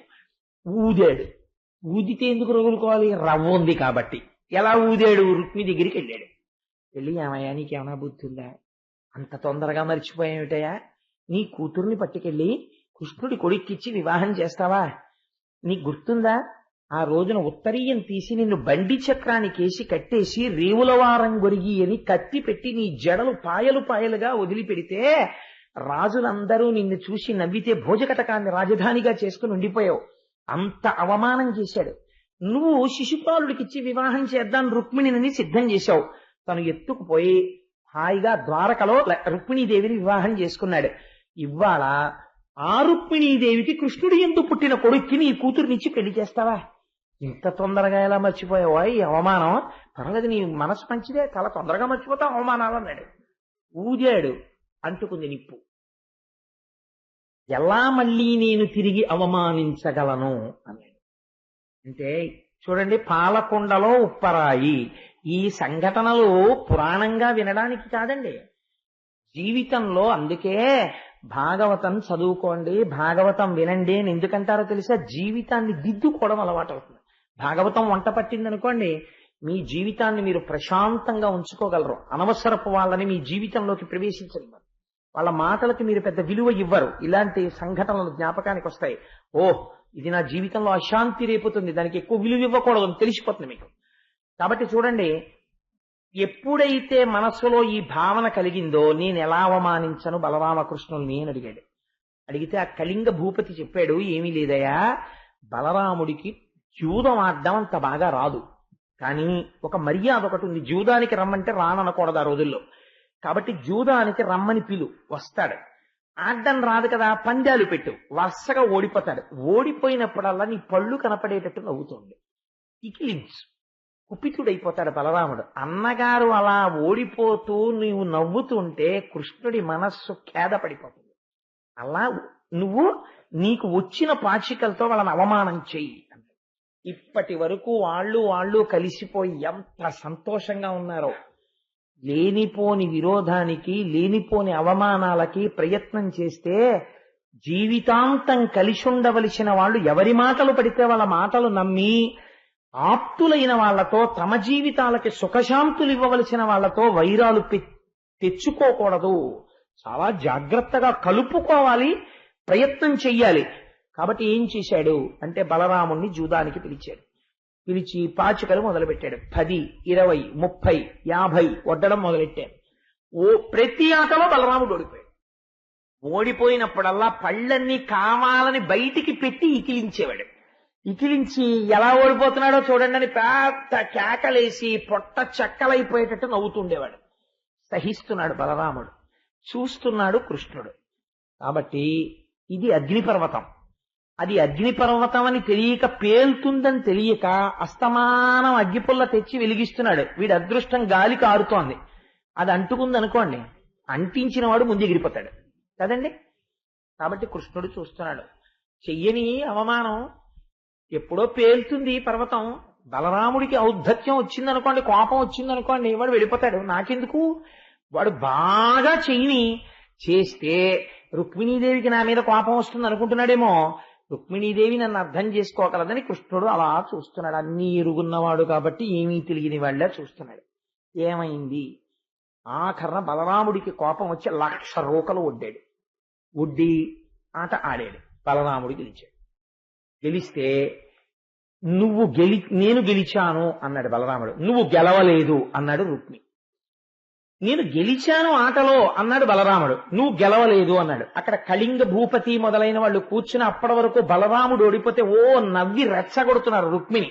వాళ్ళని అడిగాడు, ఈ ఆట నేను గెలిచాను కదా అన్నాడు. వాళ్ళు మాట్లాడలేదు. వాళ్ళకి కావలసింది రుక్మికి బలరాముడికి వైరం పెరగాలి. రెచ్చగొట్టే వాళ్ళ స్వభావం అలా ఉంటుంది. అందుకని వాళ్ళు ఊరుకున్నారు, రుక్మి పక్షం పట్టుకున్నట్టుగా. వెర్రి రుక్మి అనుకున్నాడు, వీళ్ళందరూ నా పక్షం అని. నీకు ఆట తెలియదు, పాట తెలియదు, ఈ ఆట నువ్వు ఓడిపోయావు అన్నాడు. అయితే బలరాముడు అన్నాడు, సరే వేరొకసారి 1,00,000 ఒడ్డుతున్నాను అని మళ్ళీ ఆడాడు. ఈ మాట బలరాముడే గెలిచాడు. మళ్ళీ ఇప్పుడు నేను గెలిచానన్నాడు. నువ్వు లేదు నువ్వు ఓడిపోయావు, నీకు ఆట తెలియదు అన్నాడు రుక్మి. అశరీరవాణి పలికింది. లేదు, బలరాముడు గెలిచాడు ఈ ఆటలో. అంటే ఎవరి ధర్మమును పట్టుకుని ఉంటున్నారో, సంయమను పట్టుకుంటున్నారో వాళ్ళ వైపు ఈశ్వరుడు వహిస్తున్నాడు. ఇంత అశరీరవాణి చెప్పినా కళింగ భూపతి మొదలైన వారు చేసిన సైగల్ని చూసి వెర్రివాడై రుక్మి అన్నాడు, ఇక నవ్వుతూ పళ్ళు బయట పెట్టి, నువ్వు గొల్లల్లో పుట్టిన వాడివి, ఆవుల వెంట దూడల వెంట అరణ్యాల్లో తిరుగుతూ గోవుల్ని కాసుకునేవాడివి, నీకు రాజులతో జూదం ఆడ్డం నీకేమొచ్చని కూర్చున్నావు, నువ్వేం మాట్లాడుతున్నావు అన్నాడు. ఈ మాట అనేటప్పటికీ ఇంకా ఉద్ధతితో మాట్లాడడం మొదలుపెట్టాడు. ఇంకా చూశాడు బలరాముడు, ఇంకా వీణ్ణి ఊరుకోవడానికి వీల్లేదు. అసలు ఊదినవాడెవరు అని చూశాడు, తెలిసిపోయింది. రెచ్చగొడుతున్నాడు కళింగ భూపతి. తను కూర్చున్న ఆసనం నుంచి లేచి పళ్ళు ఈకిలిస్తున్నటువంటి కళింగ భూపతి ముఖం మీద చెయ్యి వేసి మెడ విరిచేశాడు. విరిచేసి ఆ నోటి మీద ఉన్న పళ్ళ మీద తన అరిచేత్తో ఒక్క దెబ్బ కొట్టాడు. 32 పళ్ళు ఊడి కింద పడిపోయి నెత్తురు కక్కుకు చచ్చిపోయాడు.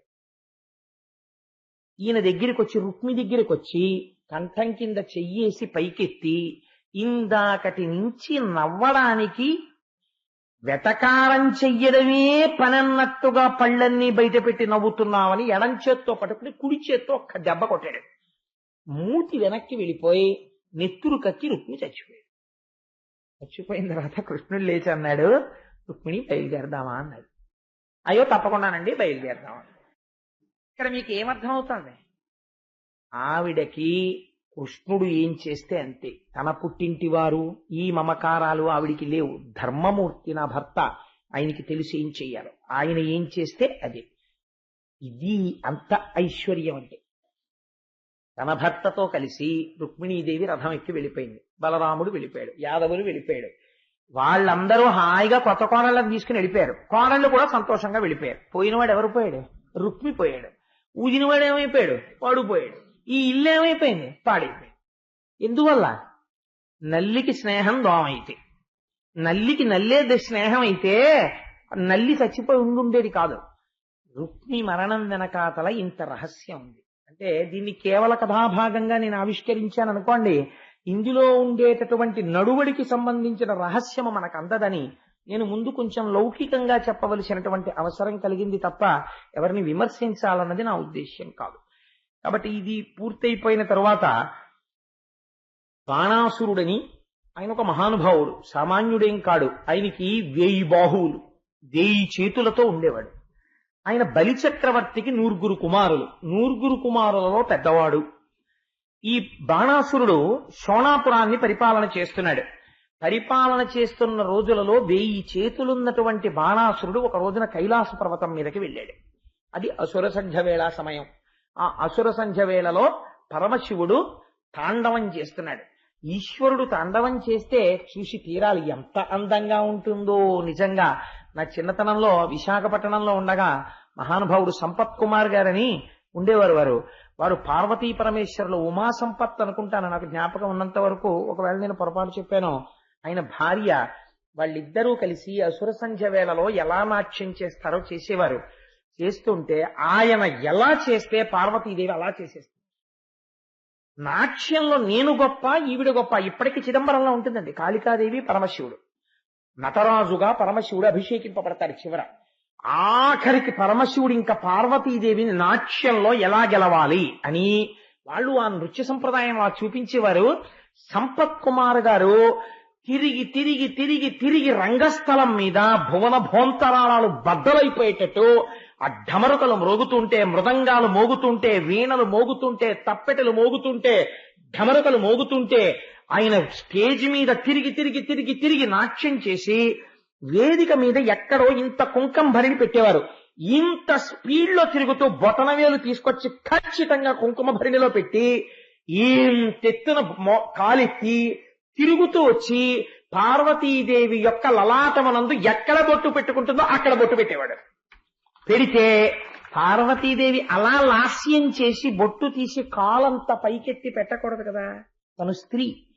అందుకని సిగ్గుపడి పార్వతీదేవి నిలబడింది. అప్పుడు నటరాజుగా పరమశివుణ్ణి అభిషేకించేవాడు. అటువంటి తాండవం జరుగుతుంటుంది శంకరుడిది. ఏమి తాండవం నా తండ్రిది. అటువంటి తాండవం కైలాస పర్వతం మీద జరుగుతుండగా ఒకనాడు బాణాసురుడు వెళ్ళాడు. 1000 చేతులున్నాయి. ఇప్పటికి బాణాసురుడు చాలా మంచివాడు. 1000 చేతులున్నందుకు ప్రయోజనం ఏమిటి? ఇటువంటి నాట్యం జరుగుతోంది మహానుభావుడిది.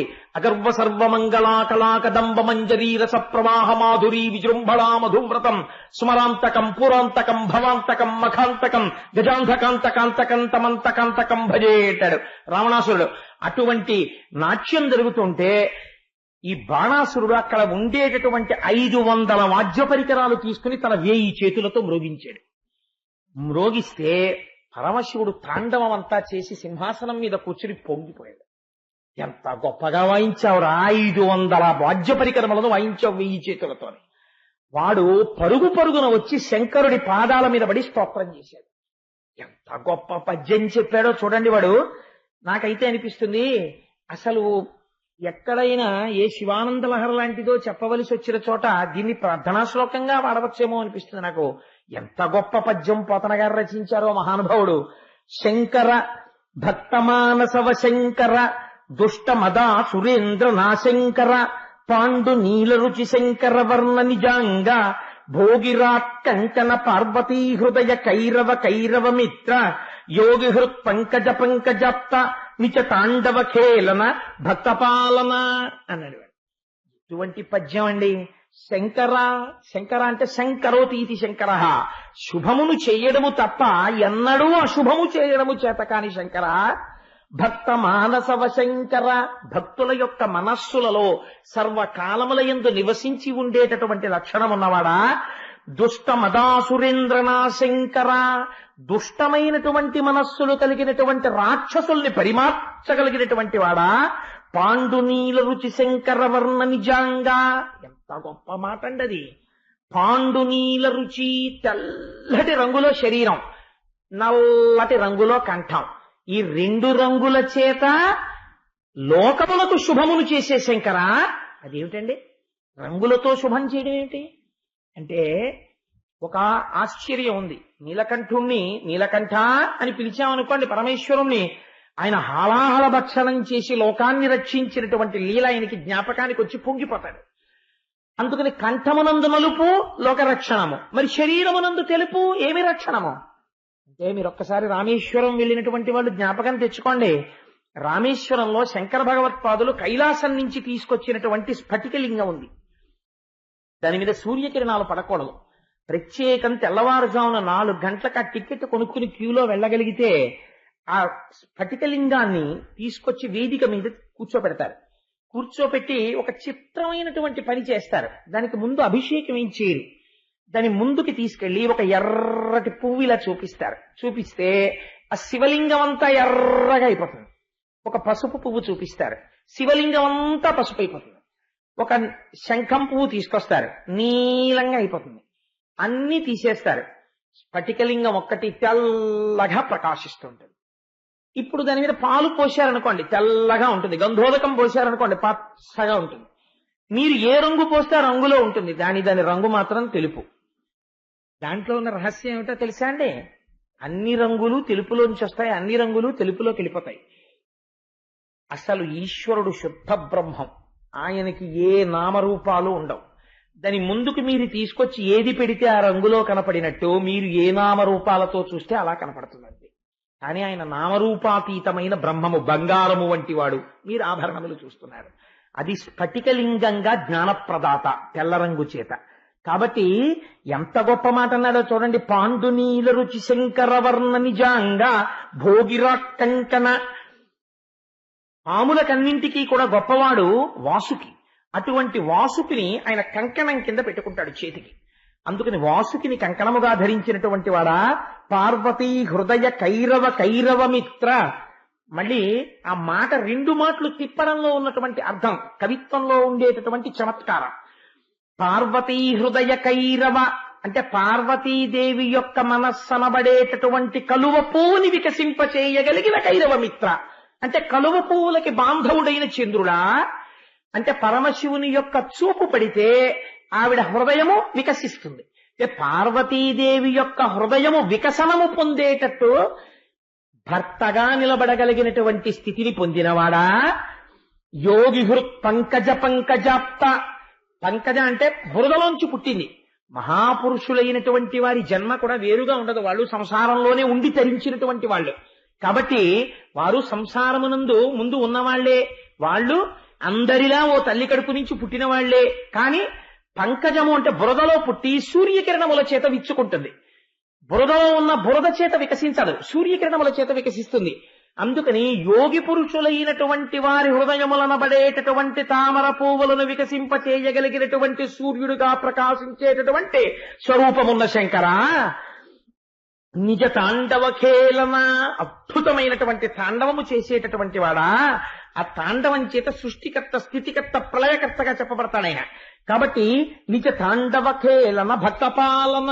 భక్తులను పరిపాలించేటటువంటి వాడా నీకు నమస్కారం అన్నాడు. ఆ పాదముల దగ్గర కూర్చుని బాణాసురుడు చేసినటువంటి స్తోత్రం విని పొంగిపోయి శంకరుడు అన్నాడు, ఏం కావాలి నీకన్నాడు. అనేటప్పటికీ వాడిలో ఉన్న ఆసురీ ప్రవృత్తి బయటకు వచ్చింది. వాడు ఎంత చిత్రమైన కోరిక కోరాడో చూడండి.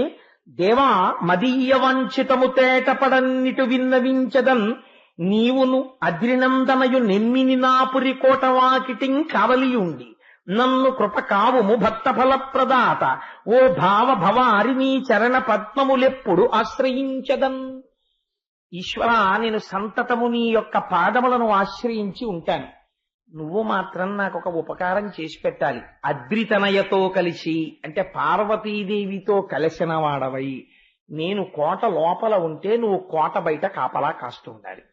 అలా నువ్వు కాపలా కాయాలి ఈశ్వర, ఇది నా కోరిక. నువ్వు భక్త పాలనవ శంకర, భక్తుల యొక్క కోరికలు తీర్చడంలో వశుడవైపోయేవాడివి కదా, అందుకని నాకు ఈ కోరిక తీరుస్తావా అన్నాడు.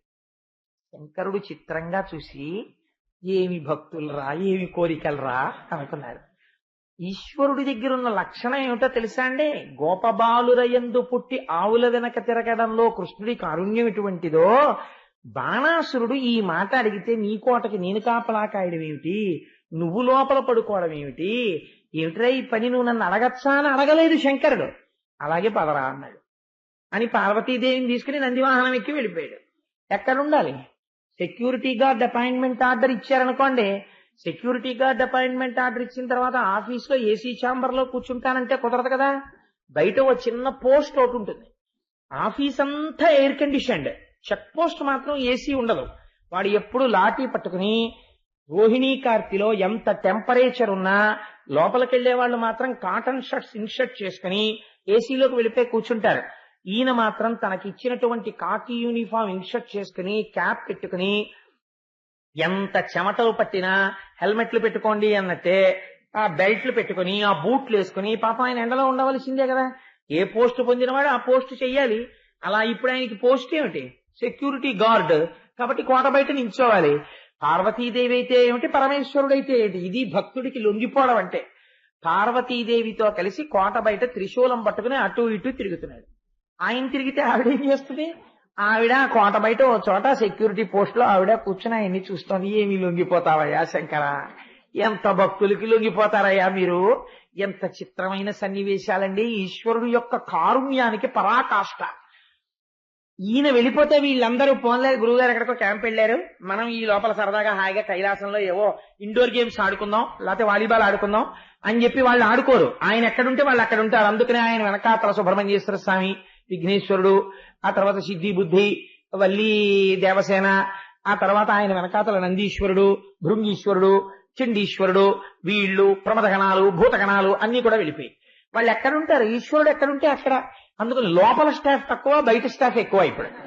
కాబట్టి బయట సెక్యూరిటీ స్టాఫ్ ఎక్కువ, లోపల ఉండేటటువంటి వాళ్ళు తక్కువ. ఇంత అల్లరి బయలుదేరింది బాణాసురుడు కోట ముందు. వీళ్ళందరూ కలిసి తిరుగుతుండడం, ఆయన ఇచ్చిన వరం తప్పడం. ఒరే నేను చేస్తానన్నాను కదా డ్యూటీ తప్పదని ఆ ఢమరక మోగించుకుంటూ రాత్రిళ్ళు ఏలేస్తుండాలి కదా, దానికి బదులు డమ్ డమ్ డమ్ డమ్ డమ్ డమ్ డమ్ డమ్ అని ఢమరక కొట్టుకుంటూ ఆ కోట చుట్టూ ఆయన తిరుగుతుండేవాడు. శక్తి స్వరూపిణి. అందుకనే అమ్మవారేమో ఆ కోట గుమ్మల్లో కూర్చుండేది. ఏ ప్రారంధం వచ్చిందయ్యా శంకర నీకు, ఏమిటి సెక్యూరిటీ గార్డు పోస్ట్ నీకని. పాపం రోజు ఆ కోట కాపలా కాస్తున్నాడు. ఈయన రోజు హాయిగా లోపల సభలు చేసుకునేవాడు, ఇందు వినోదాలు చేసుకునేవాడు, హాయిగా పడుకుంటుండేవాడు. అందరికీ చెప్తుండేవాడు, మా కోటకి రక్షణ ఎవరో తెలుసా, పార్వతీ పరమేశ్వరుడు అని. అలా ఉంది బాణాసురుడి డాబు. వాడి చదివింది ఏటో పద్యం, 500 వాయిద్యాలు ఓ పావు గంట వాయించాడు. వాడికి వచ్చిన అదృష్టం ఇది. భగవంతుడి దగ్గరికి వెళ్ళి ఒక్కసారి మనసారా సేవిస్తే ఆయన దేనికైనా లొంగిపోతాడు. ఈశ్వరుడంత లొంగిపోయేవాడు వేరొకడు ఉండడు. ఇది అందులో మీరు అర్థం చేసుకోవలసిన రహస్యం. కాబట్టి ఇంతటి స్థితికి వచ్చి పరమశివుడు కాపుదలగా ఉంటే, ఒక రోజు ఉదయం ఎప్పుడైతే పరమశివుడు కోటకి కాపలా కాస్తున్నాడో, బాణాసురుడికి కాపలాగా ఉంటున్నాడని తెలిసిందో, బాణాసురుడి వైపు కన్నెత్తి చూసినవాడు ఉంటాడండి? ఎందుకుంటాడే? ఎవ్వడు లేడు. ఆయన ఇంటికి పరమశివుడు సెక్యూరిటీ పోస్ట్ లో ఉన్నట్టండి అని చెప్పి రోజు అందరూ చూసేట్టుగా ఆయన తిరుగుతున్నాడు అనుకోండి, ఇంకా ఆయన మీదకి ఎవరు యుద్ధానికి ఎడతారండి? శంకరుడు తిరుగుతుంటే స్వయంగాను. అందుకని ఎవ్వరూ బాణాసురుడి వంక కన్నెత్తి చూడడం మానేశారు. వీడు అందరినీ కబురు చేసేవాడు. ఏమంటే చాలా రోజులైంది యుద్ధం చేసి మాస్టర్, మీరు నేను కొట్టుకుందామని. వద్దండి బాబు, ఎందుకు వచ్చింది? భలేవరే మాస్టర్, మీతో యుద్ధం ఏమిటండి, భలే, మీరు శంకరుడు మీకు కాపలాదారు, అయ్య బాబో మీకు నమస్కరించాలంటే మహాప్రభో, కావాలంటే మీకు జత బట్టలు పెట్టేస్తాం, అంతేకాని మీతో యుద్ధం ఏమిటండి అనేవారు అందరు. వాడు విసిగిపోయాడు కొన్నాళ్ళకి. ఏమిట్రా నాతో యుద్ధం చేసేవాడు ఎవడో కనపట్టలేదని 500 ఈ 1000 చేతుల వేళ్లు 500 చేతులు ఇంకో 500 చేతులతో విరుచుకుంటూ బయటకు వచ్చాడు వాడు. బయటికి వస్తే శంకరుడు తన డ్యూటీ తను చేసుకుంటున్నాడు కోట చుట్టూ తిరుగుతూ. వాడికి ఇప్పుడు అనిపించింది ఈయన ఉండబట్టే నాతో ఎవడో యుద్ధానికి రావట్లేదు, అలా అని పంపించేస్తారా అంటే పంపించడు. అందుకు ఆయన దగ్గరికి వచ్చి అన్నాడు, శంకర హుంకార కంకణ క్రైంకార సింగిని టంకార నిర్ఘోష సంకులంబు దండ దుర్దండ భాస్వన్మండలగ్ర ప్రకాండ ఖండిత రాజమండలంబు శూలాహతక్షతద్దేల కీలాల కల్లోల కేళీ సమాలోకనంబు శుంభ దున్మద కుంభి కుంభస్థలభ్రంత సంభూత శౌర్య విజృంభణంబు కలుగు నుద్దామ భీమ సంగ్రామ కేళి ఘన పరక్రమ విక్రమ క్రమముగాగా జరపలేనట్టి కరములు కరమ దుఃఖ కరములగుగాక సంతోష కరములగునే అన్నాడు. ఏమిటో శంకర, ఆ రోజు మీ దగ్గరికి వచ్చి ఆ వాయిద్యం వాయించాను, మీరు వచ్చి కాపలా కాస్తున్నారు, ఒక్కడు యుద్ధం చేసిన వాడు లేడండి నాతోటి. ఆ యుద్ధం చేస్తున్నప్పుడు నిజంగా నేను బాణాలు వేస్తుంటే 1000 చేతులతో నరికేస్తుంటే బాబోయ్ అయ్యో ఈయన అరుస్తూ తెగినట్టు పడిపోతుంటే, కాళ్ళు తెగిపోతుంటే, చేతులు తెగిపోతుంటే, నెత్తురు వరదలై ప్రవహిస్తుంటే, ఏనుగులు ఘీంకరిస్తుంటే, గుర్రాలు పడిపోతుంటే ఎంత బాగుండేది నిజంగా యుద్ధం. అర్లరి చేస్తూ అంతమందిని చంపేవాడిని, ఎవ్వరూ యుద్ధానికి రావట్లేదు, మీరేమనుకోపోతే నాతో యుద్ధం చేద్దరు కాసేపు అన్నాడు. ఆఖరికి ఎక్కడికి వచ్చిందో చూడండి. భగవంతుని యొక్క కారుణ్యం వాడికి చులకనగా కనపడింది. ఈశ్వరుడు తెల్లబోయాడు. ఒరే ఆఖరికి నీకు నేను ఇందుకు పనికొచ్చానన్నమాట. నీకు యుద్ధానికి ఎవడూ రాకపోతే సంతోషించాలి, బయట పరమశివుడు ఉన్నాడని నువ్వు నమస్కారం చేయకపోతే పీడపోయేది. నీకు ఎవడూ రావట్లేదు కాబట్టి నీతో అప్పుడప్పుడు కాసేపు నేను యుద్ధం చేస్తుండనా, ఇదే నీ కోరిక అని ఆయన అన్నాడు. విను మూఢ హృదయ, నీ కేతనమిప్పుడు అకారణంబు ధరునిపై కూలును, అప్పుడు నీ భుజావళి దునియక నాంతవానితోనని కల్గున్. ఇప్పుడు ఈశ్వరుడికి ఓ ఇబ్బంది వచ్చింది, రక్షించవలసిన వాడు తానే.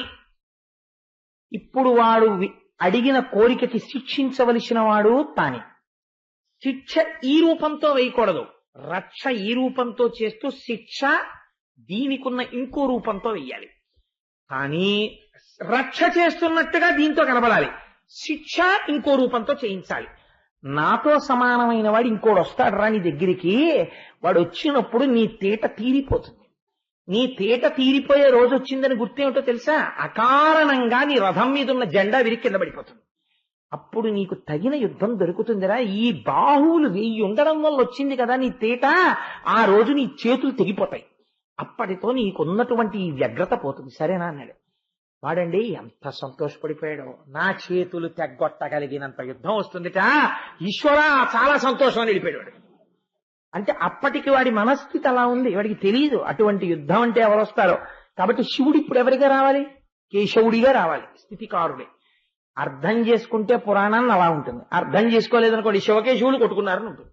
నీ అజ్ఞానాన్ని బాణాసురుడి స్థాయికి తీసుకొస్తుంది.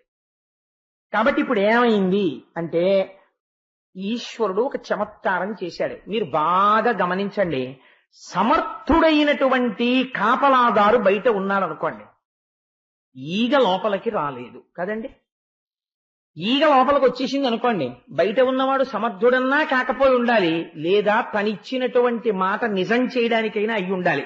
శివుడు ఒక మాట అన్నాడు, నాతో సమానమైన వాడు ఒకడు వచ్చి నీ భుజాలకున్న తీట తీర్చేస్తాడన్నాడు. కాబట్టి ఎవడో ఒకడు లోపలికి రావడాన్ని శివుడు అంగీకరిస్తాడు, ఆ విషయంలో తను జోక్యం చేసుకోడు.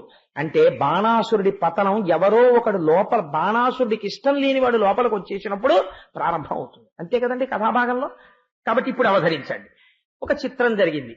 మంచి యవ్వనంలో ఉండి చాలా సౌందర్యవంతురాలైనటువంటి ఒక కుమార్తె ఉన్నది బాణాసురుడికి. ఆవిడ పేరు ఉషా. ఆవిడ ఉషాకన్య అని పిలిచారు. ఆ ఉష చాలా సౌందర్య రాశి. ఆ ఉష ఒక రోజు రాత్రి నిద్రపోతాడు. నిద్రపోతున్నప్పుడు ఆవిడకి అసలు ఒక పురుషుడు ఒకడున్నాడు, వాడు ఇలా ఉంటాడు, ఆవిడకి ఏం తెలియదు. నిద్రపోతున్నటువంటి ఉష యొక్క కలలోకి కృష్ణ భగవానుని యొక్క మనవడైనటువంటి అనిరుద్ధుడు వచ్చాడు. వచ్చి ఆమెతో రమించాడు. ఆవిడికి రమించిన సుఖానుభూతి స్పష్టముగా తెలిసింది కొన్ని కొన్ని గుర్తుల చేత. ఇంకంతకన్నా నీ చెప్పక్కర్లేదు. ఆవిడ నిద్ర లేచింది. నిద్ర లేచింది కానీ ఆవిడ నిన్న రాత్రి నిద్రపోయినప్పుడు పొందినటువంటి సుఖాన్ని ఆవిడ ఏ పురుషుణ్ణి కలలో చూసిందో ఆ పురుషుడి కోసమని ఆవిడ మనస్సు గతి తప్పి తిరగడం మొదలుపెట్టింది. కాబట్టి రోజు ఎలా ఉంటుందో అలా ఉండలేక మనస్సునందు చాలా దిగులు చెంది ఇంకక్కడి నుంచి ఏం ప్రారంభమవుతుంది? సరిగ్గా జడేసుకోదు, సరిగ్గా అన్నం తిందో, పళ్ళరసాలు తాగదు, చిలికెత్తలతో ఆడుకోదు, ఉద్యానవనానికి వెళ్ళదు, పువ్వులు తల్లో పెట్టుకోదు, ఒంటికి శీతలగంధం రాసుకోదు, లేత అరిటాకు చూస్తే భయపడిపోతుంది, విరహాగ్ని. ఇవన్నీ ప్రారంభం. కాబట్టి ఇప్పుడు ఇది ఎవరు గమనించాలి? అనుంగు చెలికెత్తే స్నేహితురాలైనటువంటి వారు ఎవరుంటారో వాళ్ళు గమనించాలి. కాబట్టి ఇప్పుడు మధ్యవర్తిత్వం చెయ్యాలి. ఇది ఒక అందమైనటువంటి విషయం. ఈ మధ్యవర్తిత్వం చేయడం అన్నది అందరూ చేసేటటువంటిది కాదు. ఇటువంటి ప్రణయం ఏర్పడినప్పుడు, ఇటువంటి పౌరాణికంగా ఈశ్వరానుగ్రహంగా ఏర్పడినప్పుడు చేయగలిగినటువంటి సమర్థత అందరికీ ఉండదు. చిత్రనళీయంలో ఆవిడ చెప్పుకుంటుంది, నేను ఎవరో తెలుసా? నలదమయంతుల మధ్య ప్రణయం నడిపిన దాన్ని. నలిన సంభవు సాహినము వారు వంబులు కులము సాములు మాకు కువలయాక్షి చదలేటి బంగారు జలరుహంబుల తూండ్లు భోజనంబులు మాకు పువ్వు బోని సత్యలోకముదాక సకలలోకంబులు ఆటపట్టెలు మాకు అబ్జవదన మధురాక్షరములైన మా మాటలు వినంగ అమృతాంధ్యసుల యోగ్యులను పమాంగి భారతీదేవి ముంజేతి పలుక చిలుక సదయగ జయాన సద్బ్రహ్మచారి మాకు వేదశాస్త్ర పురాణాది విద్యలెల్ల తరుణీ నీ ఆన ఘంటాపదంబు మాకు అని చెప్పిన రోజున హంస రాయబారంలో. అలా ఇక్కడ చిత్రలేఖ అనబడేటటువంటి చెలికెత్తే ఒక ఆవిడుంది. ఆవిడ వచ్చి అడిగింది ఉషని, నువ్వు ఎందుకు అలా ఉంటున్నావు? నీ ప్రవర్తనలో వచ్చినటువంటి మార్పు వలన నేను ఒక విషయాన్ని గమనించాను. నువ్వు ఎవరో ఒక పురుషుడి యొక్క వలపులో పడ్డావని నేను అనుకుంటున్నాను. అసలు జరిగినటువంటి విషయం ఏమిటో నాకు చెలికెత్తని ప్రాణ స్నేహితురాలిని కాబట్టి, సఖిని కాబట్టి నాకు చెప్పు అని అడిగింది. అడిగితే ఉష చెప్పింది, చెలి కలలోనొక్క సరసీరుహ నేత్రుడు రత్నహార కుండల కటకంగుళీయకరనన్మణి నూపుర భూషణుండు నిర్మల కనకాంబరుండు సుకుమారతనుండు వినీల దేహుడుజ్వల రుచి నూతన ప్రసవ సాయకుడున్నత వక్షుడెంతయున్. నేను నిన్నటి రాత్రి కలలో ఒక పురుషుణ్ణి చూశాను. ఆయన పచ్చటి పట్టు పంచె కట్టుకున్నాడు, అనేకమైనటువంటి హారములు వేసుకున్నాడు, మెడలో తుమ్మెదలు ఝంకారం చేసేటటువంటి పుష్పమాల వేసుకుని ఉన్నాడు, ఒంటి నిండా రత్నాభరణములను అలంకరించుకుని ఉన్నాడు. అపరమన్మధుడా అన్నట్టుగా ఉన్నాడు. ఆయనని చూసినప్పటి నుంచి నా మనస్సు వశం తప్పింది అంది. ఎక్కడో కలలో కనపడినటువంటి ఒక పురుషుడి వలన ఇంత మార్పు వచ్చింది అంటే అది దేని వల్ల వచ్చింది? బయట పరమశివుడు ఇచ్చినటువంటి వరం ఒకటి ఉంది.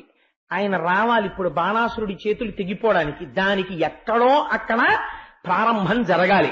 అది ఎక్కడ ప్రారంభం అవుతోంది? ఉషాదేవి దగ్గర ప్రారంభం అవుతోంది. ఇంత ఆశ్చర్యకరమైన సంఘటనకి ప్రాతిపదికేది? శివ సంకల్పమస్తు, పరమశివుని యొక్క సంకల్పం. ఈశ్వరుడి యొక్క సంకల్పాలు ఎందుకు మారుతాయండి? కాబట్టి ఆవిడ యొక్క మనస్సు చెదిరి ఉన్నది. ఇప్పుడు చిత్రలేఖ యొక్క గొప్పతనం ఏమిటో తెలుసా అండి? అందుకే ఇవాళ పోతన గారి యొక్క చిత్రపటం కూడా వచ్చిందేమో ఆశ్చర్యంగా. మనసెరిగినటువంటి వాడు, ధ్యానము చేసిన వాడు అంటే ఎలా ఉంటుందో తెలుసా? ఆ చిత్రలేఖ, సఖి నువ్వేం బెంగ పెట్టుకోకు, నీ మనస్సులో ఉండేటటువంటి వాడు ఇలా ఉంటాడని నువ్వు చెప్పావు కదా, నేను ఎందరో రాజాధిరాజుల్ని చూశాను, నేను వాళ్ళ యొక్క చిత్రపటాలు గీసేస్తాను, నువ్వు ఒక్కసారి ఇందులో ఎవరు నీకు నిన్న రాత్రి కనపడ్డారో నాకు చెప్పు అని ఒక 5 వెండి పాత్రలు తీసుకుని వాటిలో రంగులు పోసుకుని ఆ పెరట్లో నిలబడి ఒక తెల్లటి వస్త్రాన్ని పెట్టి టక టక టక టక టక టక బొమ్మలేసేసింది. బొమ్మలేసేసి పిలిచింది ఆవిడ. పిలిచి, చూడు, మధ్వ, కురు, పాంచాల, కోసల, కాశీ, మజ్జి, వల్లి, అంగ, మగధ, వత్స, మచ్చ, చేది, అవంతి, గాంధార, కాంభోజ, సౌరాష్ట్ర, ఆశ్మక, ఆంధ్ర దేశాధినేతలు వీళ్ళందరూ, ఇంతమంది రాజులు నీకు వరుసగా చూపిస్తున్నాను. ఇదిగో ఈ బొమ్మ, ఈయన జరాసంధుడు, ఈయన కాదు తీసేసింది, ఇంకొక పటం పెట్టింది. ఈయన జరాసంధుడు కాకపోతే ఈయన సాక్షాత్తుగా నరకాసురుని యొక్క కుమారుడు భగదత్తుడు. ఈయన నువ్వు వలచినవాడు కాదు, తీసేసింది. చంద్రవంశ సంభవులైనటువంటి పంచపాండవులు ధర్మరాజ భీమ అర్జున నకుల సహదేవులు వీళ్ళ కాదు. ఈయన సాత్యకి, ఈయన కాదు. ఉద్ధవుడు కాదు, ఈయన కృష్ణ భగవానుడు, ఈయన కాదు. ఈయన బలరాముడు, ఈయన కాదు. లేకపోతే ఈయన వసుదేవుడు, ఈయన కాదు. మరి కాకపోతే కృష్ణ భగవానుడి యొక్క కుమారుడు మన్మధుడిలా ఉంటాడన్నావు కదా ప్రద్యుమ్నుడు, ఈయన కాదు. కానీ పోలిక కొంచెం దగ్గరగా ఉందే సఖి అంది. ప్రద్యుమ్నుడి ఫోటో తీసేసి అనిరుద్ధుడి ఫోటో పెట్టేసి ఈయన ప్రద్యుమ్నుడి కొడుకు ఈయన అంది. గట్టిగా కౌగులించుకొని సఖీని ఇలాంటి స్నేహితురాలు ఎక్కడుంటుందే, రాత్రి కలలో చూసిన వాడిని యథాతథంగా గీసేసా ఉంది. ఆయన అనిరుద్ధుడు, ఆయన ఎందా మనసు పారేస్తున్నావు. సఖీని నీకు ఒక గొప్ప ఉపకారం చేస్తాను, నాకు కామరూపం తెలుసు, అందుకని ఇవాళ రాత్రి నేను ద్వారకానగర ప్రవేశం చేసి నిద్రపోతున్న అనిరుద్ధుణ్ణి అపహరించి తీసుకొచ్చి నీ హంసతూలికా తల్పం మీద పడుకోబెడతాను, హాయిగా నీ ప్రియుడితో ప్రీతి అని రాత్రికి రాత్రి బయలుదేరి వెళ్ళిపోతోంది. సెక్యూరిటీ పోస్టులో ఎవరున్నారండి? బయటికి వెళ్ళిపోతున్నవాడు ఆయన పర్మిషన్ తో వెడుతున్నాడో లేదో, ఆ వెళ్ళడానికి పర్మిషన్ స్లిప్ ఉందో లేదో చూడొద్దు. 3 కన్నులు ఉన్నవాడు కాపలా కాస్తున్నాడు. ఆవిడ వెళ్ళిపోతోంది, ఈయన ఊరుకున్నాడు. అంటే ఏమిటి తెలుస్తుంది మీకు? అంటే ఆయన ఇచ్చిన వరం దగ్గర పడిపోతాడు, అందుకని వెళ్ళిపోయింది. అక్కడ ఎవరున్నాడు? ఈయన వరం నిలబెట్టవలసిన వాడు అక్కడ ఉన్నాడు. ఈయన వరం నేనెందుకు నిలబెడతాననేవాడు లేడు. కాబట్టి వాళ్ళిద్దరి మనస్సులు ఒకటి, అందుకని ఆయన తెలియనట్టు పడుకున్నాడు కృష్ణ భగవానుడు. ఎంత చమత్కారం అండి! పైకి ఒకలా ఉంటుంది కథ, లోపల ఒకలా ఉంటుంది. శివకేశవ అభేదం తెలుసుకోరా అని చెప్తుంది. పైకి ఇద్దరూ విభేదిస్తున్నట్లు కనపడుతుంది. ఎంత చమత్కారమైన కథని చెప్పారు పోతన గారు. వెళ్ళిపోయింది. నిద్రపోతున్న అనిరుద్ధుణ్ణి ఒక్కసారి సమ్మోహనం చేసి ఆయన్ని తీసుకుని ఆకాశ మార్గంలో మళ్లీ వచ్చేసి లోపలికి వెళ్ళిపోతోంది. సమ్ ఇంట్రూడర్ ఎవరో ఇంకొక పురుషుణ్ణి పట్టుకుని లోపలికి వెళ్ళిపోతోంది. 3 కన్నులు ఉన్నవాడు పైకి చూశాడు, ఊరుకున్నాడు, తలదించుకుని. అంటే నా సంకల్పం పూర్తవుతోంది, ఆయన ఊరుకున్నాడు. ఈవిడ తీసుకెళ్లి హంసతూలికా తల్పం మీద పడుకోబెట్టేసింది. ఇదంతా వీళ్ళ గొప్పతనమా? పైనున్నవాడి సంకల్పమా? పైనున్నవాడి సంకల్పం. వాడక్కడ ద్వారకలో కృష్ణుడిగా ఉన్నాడు, శోడిపురంలో శివుడిగా ఉన్నాడు. కానీ ఒక మూర్తే 2గా ఉండి నాతో సమానుడు వస్తున్నాడు అన్నాడు. ఇక్కడ సెక్యూరిటీ ఒప్పుకున్నాడు కాబట్టి కొట్టకూడదు, కాబట్టి ఆ రూపంలో కొట్టిస్తాడు. ఎంత చిత్రమైన కథో చూడండి, ఉషా పరిణయం. కాబట్టి ఇప్పుడు ఏమైంది? ఈవిడ చూసుకుని మురిసిపోయింది. నా ప్రియుడే అంది. ఆయన లేచి ఏమనాలి? ఏమిటి ధూర్తతనం? రాత్రి నిద్రపోతుంటే నీ సొత్త ఎత్తుకొచ్చేటి నీ పంచం మీద పడుకోబెట్టుకుని నా ప్రియుడిని వెంట పడతావేంటి అనద్దు. అబ్బో ఎంత సంతోషం సఖి, కల్లోకి వచ్చానా, దామని ఇద్దరం ఆడుకుందామని ఆయన ఇంకా ఆటలో పాటలో మొదలెట్టి పెరట్లో ఓ పాట, హాల్లో ఓ పాట. సంతోషంగా వాళ్ళిద్దరూ అలా నెలలు కాలం గడిచిపోతుంది. అంతఃపురాలు అక్కడ కాపలాలు ఉంటారు, ఎవరు లోపలికి ప్రవేశించారు. చక్కగా భోజనాలు వచ్చేస్తున్నాయి, పళ్ళు వచ్చేస్తున్నాయి, ఫలాలు వచ్చేస్తున్నాయి, తినేస్తున్నాడు, ఆడుకుంటున్నాడు మరుగుడు పళ్ళుళ్ళగా. హాయిగా ఇలా కాలం గడిచిపోయింది. కానీ కాలం ఒక రీతిలో ఉంటుందా? ఉషాదేవి యందు గర్భిణీ చిహ్నములు కనబడ్డాయి. ఇప్పుడు ఈ విషయాన్ని చూసినటువంటి వాళ్ళకి ప్రమాదం ఎవరికి వచ్చింది? కాపలా కాసే వాళ్ళకి వచ్చింది, లోపల కాపలా కాసే వాళ్ళకి. అంతఃపురానికి మీరు కాపలా ఉండగా నా కూతురికి గర్భం ఎలా వచ్చిందని అడుగుతాడు తప్ప ఆయన కూతురు గురించి అడగడు. అందుకని వీళ్ళకి భయం వేసి ఇప్పటికైనా చెప్పకపోతే మన కుత్తుకలు తెంచేస్తాడు బాణాసురుడిని. పరిగెత్తుకుంటూ వెళ్లి బాణాసురుడికి చెప్పారు, ప్రభో మీరేమనుకోకండి, పెళ్లి కాకుండానే తాత కాబోతున్నారు, మీ అమ్మాయికి ఇంకా పెళ్లి కాకుండా. వాడికి ఎక్కడ లేని ఆగ్రహం వచ్చింది. ఎవడు ఇంత కుంటర పని చేసిన వాడు అని 1000 చేతులతో ఉషాదేవి యొక్క అంతఃపురంలోకి వచ్చాడు. యమడా దుర్మతి అని అడిగాడు. ఎదురుగుండా అనిరుద్ధుడు కనబడ్డాడు. ఆ అనిరుద్ధుడిని పట్టుకోమన్నాడు భటుల్ని. ఆ భటులందరూ వెళ్లి అనిరుద్ధుడి మీద పడ్డారు. ఆ అనిరుద్ధుడు గదాప్రహారాలతోటి బాణ పరంపరతోటి ఆ భటులందరినీ పరిమారుస్తున్నాడు. బాణాసురుడికి ఆగ్రహం వచ్చి నాగపాశముల చేత బంధించాడు.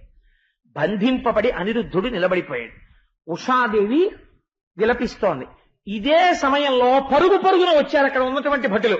ప్రభో మీ రథం మీద ఉన్నటువంటి జెండా విరిగి కింద పడిపోయింది అన్నాడు. ఇక్కడ విషయం వదిలేశాడు, అక్కడ పోయేవాడు. అంటే ఎవడో వచ్చేసాడనమాట నా 1000 చేతులతో యుద్ధానికి. ఎప్పటి నుంచి రానాకి కోరిక అన్నాడు. వాడి ఆసురీ ప్రవృత్తి ఎటువంటిదో చూడండి. కూతురు కూడా అక్కర్లేదు, యుద్ధం కావాలి వాడికి ముందు. అందుకని వాడు వీధిలోకి వెళ్ళి ఎవడరా ఎక్కడ అని అట్లా చూస్తున్నాడు, వాడు ఎవరు వస్తున్నాడని. ఈలోగా మరి రావలసిన వాడు రావాలి.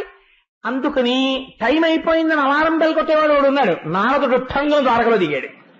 దిగి ఏమీ ఎరగని వాళ్ళ అనిరుద్ధుడి కోసం వెతుకుతున్నట్టు నటిస్తున్నాడు కృష్ణ భగవానుడు. ఆ టైం అయింది, జెండా విరిగిపడిందని చెప్పాడు.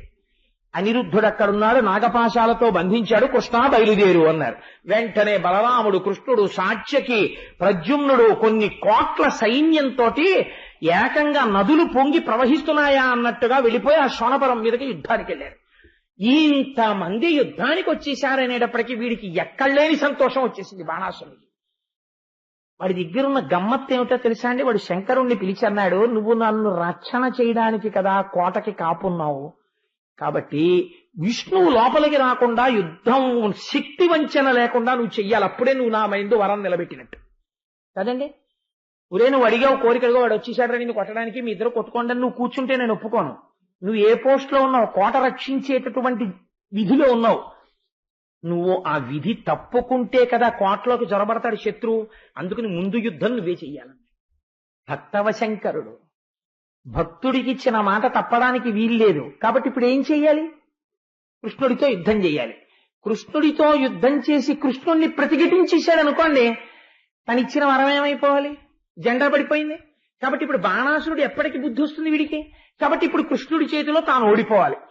ఇది భక్తవశంకరుడు అంటే. కాబట్టి ఇప్పుడు ఏమవ్వాలి? యుద్ధము చెయ్యాలి, తాను ఓడిపోవాలి.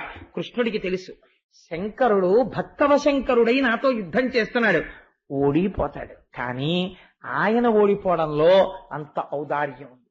కాబట్టి ఆయన యుద్ధ రంగంలో ఉన్నంతసేపు నేను బాణాసురుడి జోలికి వెళ్ళకూడదు, ఈయనకు పేరు పాడైపోతుంది. కాబట్టి ఈయన కొంచెం పడిపోయినట్టు నటించే వరకు నేను ఆలోచిస్తానని కృష్ణ పరమాత్మ అనుకున్నారు. వాళ్ళిద్దరికీ ఎంత మౌనమైన మాటలండి. యుద్ధం ప్రారంభమైంది. ముందు ఎవరు వెళ్ళాలి? పాపం కోట బయట ఉన్నాయనే వెళ్ళాలి. కాబట్టి శంకరుడు బయలుదేరాడు యుద్ధానికి. వాడు బాణాసురుడు 500 వాయిద్యాలు మోగించి ఎంత అల్లరి తీసుకొచ్చాడో చూడండి. కురపుటాహతి రేగు ధరణీపరాగంబు పంకేరు హప్త బింబంబు బుధువా విపుల వాలాటోప విక్షేపజాత వాతాహతి వారి వాహములు విర్య కురుచతిన్నని వాడి కొమ్ములు చిమ్మిన బ్రహ్మాండ భండ కర్పరము వగుల అలవోక ఖగి ఖగిల్లని రంకెవైచిన రోదసీ కుహరంబు ఖేదిలింప గలచలధర్మ ఘంటికా ఘనఘన ప్రఘోషణమున దిక్కటంబు లాకులతలొంద లీల నడతించు కలధౌత శైలమనగా నుక్కు మిగిలిన వృషభేంద్రునిక్కి వెడలే. అపరం కైలాస పర్వతం వచ్చేస్తోందా అన్నట్టుగా ఉన్నటువంటి నందీశ్వరుడి మీద కూర్చుని త్రిశూలం పట్టుకుని శంకరుడు యుద్ధానికి బయలుదేరాడు. పరుగున నందీశ్వరుడు వెళ్ళిపోతుంటే ఆయన మెడలో ఉన్నటువంటి గంటలు గణ గణ మోగుతున్నాయిట. లేపాక్షి బసవయ్య లేచిరావయ్యా కైలాస శిఖరిలా కదలిరావయ్యా అని ఆయన వచ్చేస్తుంటే ఆ గంటల గణగణకి లోకములు ఉత్పాతము సంభవించాయనుకున్నట్ట. ఒక్కసారి మోరలెత్తి అంబా అని అరిచాడు. అరిచేటప్పటికీ ఆ లోకమునకు ఉండేటటువంటి రోదసీ ప్రాంతం అంతా ఛిద్రమైపోయిందిట. తోక ఎత్తి ఒక్కసారి ఊపితే ఆకాశములో ఉన్న మేఘమండలం అంతా చల్లాచెదరైపోయిందిట. ఆయన పాదముల నుంచి పైకి రేగినటువంటి ధూళి చేత కృష్ణుడి యొక్క సైన్యమంతా పరాగముతో కప్పబడిందిట. అంత భయంకరమైనటువంటి యుద్ధం ప్రారంభమైంది. ప్రారంభమైతే శివుడికి కృష్ణుడికి యుద్ధం జరుగుతోంది. యుద్ధం జరుగుతుంటే శివుడు యుద్ధంలో లొంగనంతసేపు బాణాసురుడి జోలికి కృష్ణుడు వెళ్ళడానికి వీల్లేదు.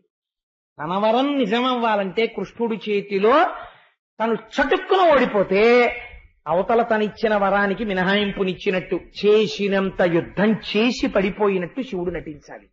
కాబట్టి యుద్ధం చేసి చేసి చేసి చేసి కృష్ణుడి చేత ప్రయోగింపబడినటువంటి బాణపు దెబ్బకి నందీశ్వరుడి మీద వాలిపోయాట శంకరుడు. అప్పుడు బాణాసురుడి మీదకి యుద్ధానికి బయలుదేరాడు. ఈలోగా శివజ్వరమనబడేటటువంటి శక్తి ఒకటి బయలుదేరి అది కృష్ణుడితో యుద్ధం చేస్తోంది. కృష్ణుడు వైష్ణవ జ్వరాన్ని ప్రకోపం చేశాడు. 2 శక్తులు ఒకదానితో ఒకటి ఢీకొన్నాయి. ఢీకొంటే శివజ్వరం విష్ణువుని ప్రార్థన చేసింది ఆ రోజున. పారి ఏ దిక్కుగానక ప్రాణభీతి ఎనసి ఎచ్చుతూ ఆ హృషీకేశు పాద కంజముల పడినను కావు కావు మనుచు నిటల తట ఘటితాంజలి పుటయునగుచు. ఆ శివజ్వరం అంజలి ఘటించి నేను ఎటు పరిగెడితే అటువైపు విష్ణుజ్వరం కనబడుతోంది. ఓ అనంత శక్తివంతుడా, బ్రహ్మాండములనంతటా వ్యాపించి ఉన్నవాడా, అనంతుడా పరమాత్మ, నీ యొక్క మాయాశక్తి చేత నువ్వు ఈ లోకమునంతటినీ నామరూపములుగా కనపడేటట్టు చేయగలిగినటువంటి సమర్థుడవు, హేళగా పంచభూతములను సృష్టించిన వాడవు, త్రిగుణముల చేత మాయలో లోకాన్ని కప్పి ఉంచేటటువంటి వాడవు, అటువంటి ఈశ్వర నన్ను క్షమించు అని ఆయన పాదముల మీద పడింది. పడితే ఇది విన్న వాళ్ళకి ఏం కలగాలండి ఫలితం అంటే, ఉషాపరిణయంలో పార్వతీ పరమేశ్వరుల వలన, కృష్ణ భగవానుడి వలన లోకమునకు ఒక గొప్ప ప్రయోజనం వచ్చింది. శివకేశవులు యుద్ధం చేసుకుంటే అది పనికిరాని యుద్ధం అవదు, దానివల్ల లోకమునకు ఏదో ప్రయోజనం వస్తుంది.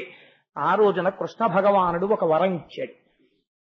ఎవరు ఉషాపరిణయ ఘట్టంలో శివజ్వరం విష్ణుజ్వరం యుద్ధం చేయడం అనేటటువంటిది, ఈ శివజ్వరం చేసిన శరణాగతి విన్నారో అటువంటి వారికి ఎప్పుడూ కూడా ప్రాణాంతకమైనటువంటిదిగా జ్వరము బాధించడానికి వీలు లేదు, నేను వరం ఇస్తున్నాను అన్నాడు. కాబట్టి ఎప్పుడైనా జ్వరము చేత బాధపడి ప్రాణాంతకం అవుతోందనుకుంటే ఉషాపరిణయం పారాయణం చేస్తారు ఒకసారి, ఈ శరణాగతి తత్వాన్ని ఒక్కసారి చదువుకోవడం కోసమని. కాబట్టి అంత గొప్ప వరాన్ని ఇస్తే ఆ రోజున శివజ్వరం ఉపశాంతి పొందింది. వెంటనే బాణాసురుడు యుద్ధానికి వచ్చాడు. పరమాత్మ చేసినటువంటి యుద్ధం వల్ల ఆ రోజున బాణాసురుడు పడిపోయేటటువంటి స్థితి వచ్చేసింది. తన కొడుకుని ఎలాగైనా రక్షించుకోవాలని బాణాసురుని యొక్క తల్లి అయినటువంటి కోటర ఆ రోజున యుద్ధానికి వచ్చి ఒంటి మీద ఉన్నటువంటి వలువలన్నింటినీ విప్పేసి జుట్టు విరబోసుకుని చేతులు పైకెత్తి హాహాకారం చేస్తూ కృష్ణుడికి ఎదురు నిలబడింది. ఒక స్త్రీ వివస్త్రయై జుట్టు విడివడి ఎదురు నిలబడితే ఛీ అని తల తిప్పుకుని ధనస్సు పక్కన పెట్టి కృష్ణ పరమాత్మ యుద్ధం ఆపేశాడు. బాణాసురుడు కోటలోకి పారిపోయాడు. మరునాడు మళ్లీ యుద్ధం ప్రారంభమైంది. అప్పుడు శంకరుడు ప్రార్థన చేశాడు కృష్ణుణ్ణి, నేను బయట కోట బయట రక్షణగా ఉన్నంత కాలం వీడు పడిపోవడానికి వీలు లేదు, వీడు ఇటువంటి వరం అడిగాడు. ఎప్పటికీ నేను వాడికి రక్షకుడని, నేను రక్షకుడిగా ఉండగా వాడు మరణించాడన్న మాట రాకూడదు, నేను భక్తవశంకరుడను, కాబట్టి తగిన విధంగా నీవు వీడికి శిక్ష వేయవలసినది అని. అప్పుడు శివకేశవుల హృదయాలు ఒకరికొకరు తెలుసు, ఉన్నది ఒక్క పదార్థము రెండుగా కనపడుతోంది. కాబట్టి ఆ రోజున కృష్ణ భగవానుడు కరముల 4 అగ్రేసరుడై పొడడుంది జరామరణాది భయంబు దక్కి మనునితమీదన్ అని ఆ ఉన్నటువంటి బాహువులలో 996 బాహువులను తన యొక్క సుదర్శన చక్ర ధారల చేత తెంచేశాడు. 4 బాహువులు వదిలేశాడు. ఈ 1000 చేతులు ఉండబట్టి కదా వీడి ఇంత తిక్క పనులన్నీ చేస్తున్నాడు. ఈ 996 చేతులు తెగ నరికేసి 4 చేతులు వదిలేశాను. ఇప్పుడు ధర్మార్థ కామ మోక్షములు వాడికి తెలిసాయి. ఇప్పుడు వాడి శరీరమునందు రజోగుణ తమోగుణాలు లేవు, శుద్ధ సత్వంతో ఉంటాడు. ఈశ్వర, నీ భక్తులలో అగ్రేసరుడవుతాడు. బాణాసురుడు అంటే గొప్ప శివభక్తుడు అని చెప్పుకుంటారు. ఎక్కడ అసుర సంధ్య వేళలో బాణాసురుడి యొక్క చరిత్ర, ఉషా అనిరుద్ధుల చరిత్ర చెప్పుకుంటారో అక్కడక్కడ విజయములు సంభవిస్తాయి. అందుకని 4 చేతులతో వీడిని వదిలేస్తున్నాను. నీ పరివారంలో వీడు అగ్రేసరుడు అవుతాడు. ఇంకెప్పుడు వీడు ఉద్ధతితో కూడినటువంటి ప్రవర్తన వీడి యందు ఉండదు అని ఆ రోజున కృష్ణ భగవానుడు వరమిచ్చాడు. శంకరుడు సంతోషాన్ని పొందాడు. ఇప్పుడు బాణాసురుడు పరమశివుని యొక్క పరివారంలో చేరిపోయాడు. కాబట్టి వాడు కూడా కైలాసం బయట కాపలా ఉండాలి, శంకరుడు కైలాసంలో కూర్చోవాలి. ఇప్పుడు వాడు తన నిజస్థితిని గుర్తించాడు. సంతోషంగా శంకరుడు కైలాసాన్ని చేరుకున్నాడు. ఇప్పుడు లోపలికి వెళ్లి కోటలోకి అనిరుద్ధుడికి ఉషాదేవికి వివాహం చేసి వాళ్ళకి వస్త్రాలు మాల్యాలు ఆభరణాలు బహూకరించి ఉషా అనిరుద్ధుల్ని కృష్ణ పరమాత్మతో ద్వారకా నగరానికి సాగనంపాడు. ఈ విధంగా ఉషాపరిణయం అనేటటువంటి ఘట్టము ఎన్నో రహస్యాల్ని ఆవిష్కరించింది. ఎవరు ఈ ఉషాపరిణయ ఘట్టాన్ని వింటున్నారో, ఎవరు బాణాసురుడు పరమశివుడంతటి వాణ్ణి తన కింకరుడిగా చేసుకున్నాడో, తుట్టతుదన 4 చేతులతో పరమశివుడికే కింకరుడయ్యాడో, ఈ ఘట్టాన్ని విని కృష్ణుని యొక్క విజయానికి మనసులో పొంగిపోయిన వాళ్ళు ఎవరుంటారో, ఆయన నామము ఎవరు చెప్తారో, అటువంటి శ్రీకృష్ణుని విజయంబకు ఈ కథ పఠించు వారలెప్పుడు జయము గైకొని ఇహపర సౌఖ్యములా కల్పోన్నతి వహింతురవనీనాథ. కల్పాంతము వరకు ఎవరు ఈ బాణాసుర కథ వింటున్నారో, కృష్ణ విజయాన్ని వింటున్నారో వాళ్ళకి సమస్త విజయములు చేకూరుతాయి. అటువంటి వాళ్ళకి ఓటమి సంభవించదు. జయం కావాలనుకున్నటువంటి పరిస్థితులలో ఈ ఉషాపరిణయ ఘట్టాన్ని బాణాసుర ఘట్టాన్ని ఒక్కసారి పారాయణ చేసుకుని బయలుదేరుతుంటారు. అంత గొప్ప ఆఖ్యానాన్ని ఈ రోజు పరమాత్మ మన చేత పలికించి మనందరినీ ఉద్ధరించాడు. భక్త రక్షక గోవింద గోవింద హరి గోవింద గోకుల నందన గోవింద కరుణాసాగర గోవింద గోవింద హరి గోవింద గోకుల నందన గోవింద శివకేశవమూర్తి గోవింద గోవింద హరి గోవింద గోకుల నందన గోవింద స్త్రీ పుంరూప గోవింద గోవింద హరి గోవింద గోకుల నందన గోవింద బిల్వపత్రార్చిత గోవింద గోవింద హరి గోవింద గోకుల నందన గోవింద భిక్షుక సంస్కృత గోవింద గోవింద హరి గోవింద గోకుల నందన గోవింద వడ్డీ కాసులవాడ గోవింద గోవింద హరి గోవింద గోకుల నందన గోవింద వానర సేవిత గోవింద గోవింద హరి గోవింద గోకుల నందన గోవింద దశరథనందన గోవింద గోవింద హరి గోవింద గోకుల నందన గోవింద నందనందన గోవింద గోవింద హరి గోవింద గోకుల నందన గోవింద పాండవ ప్రియ గోవింద గోవింద హరి గోవింద గోకుల నందన గోవింద బలరామానుజ గోవింద గోవింద హరి గోవింద గోకుల నందన గోవింద రుక్మిణీ వల్లభ గోవింద గోవింద హరి గోవింద గోకుల నందన గోవింద ఆశ్రిత పక్ష గోవింద గోవింద హరి గోవింద గోకుల నందన గోవింద శేషాద్రి నిలయ గోవింద గోవింద హరి గోవింద గోకుల నందన గోవింద శేషసాయివి గోవింద గోవింద హరి గోవింద గోకుల నందన గోవింద శ్రీనివాస గోవింద గోవింద హరి గోవింద గోకుల నందన గోవింద శ్రీ వెంకటేశ గోవింద గోవింద హరి గోవింద గోకుల నందన గోవింద శివ శివ కరుణాబ్ధే శ్రీ మహాదేవ శంభో సర్వం శ్రీ ఉమామహేశ్వర పరబ్రహ్మార్పణమస్తు.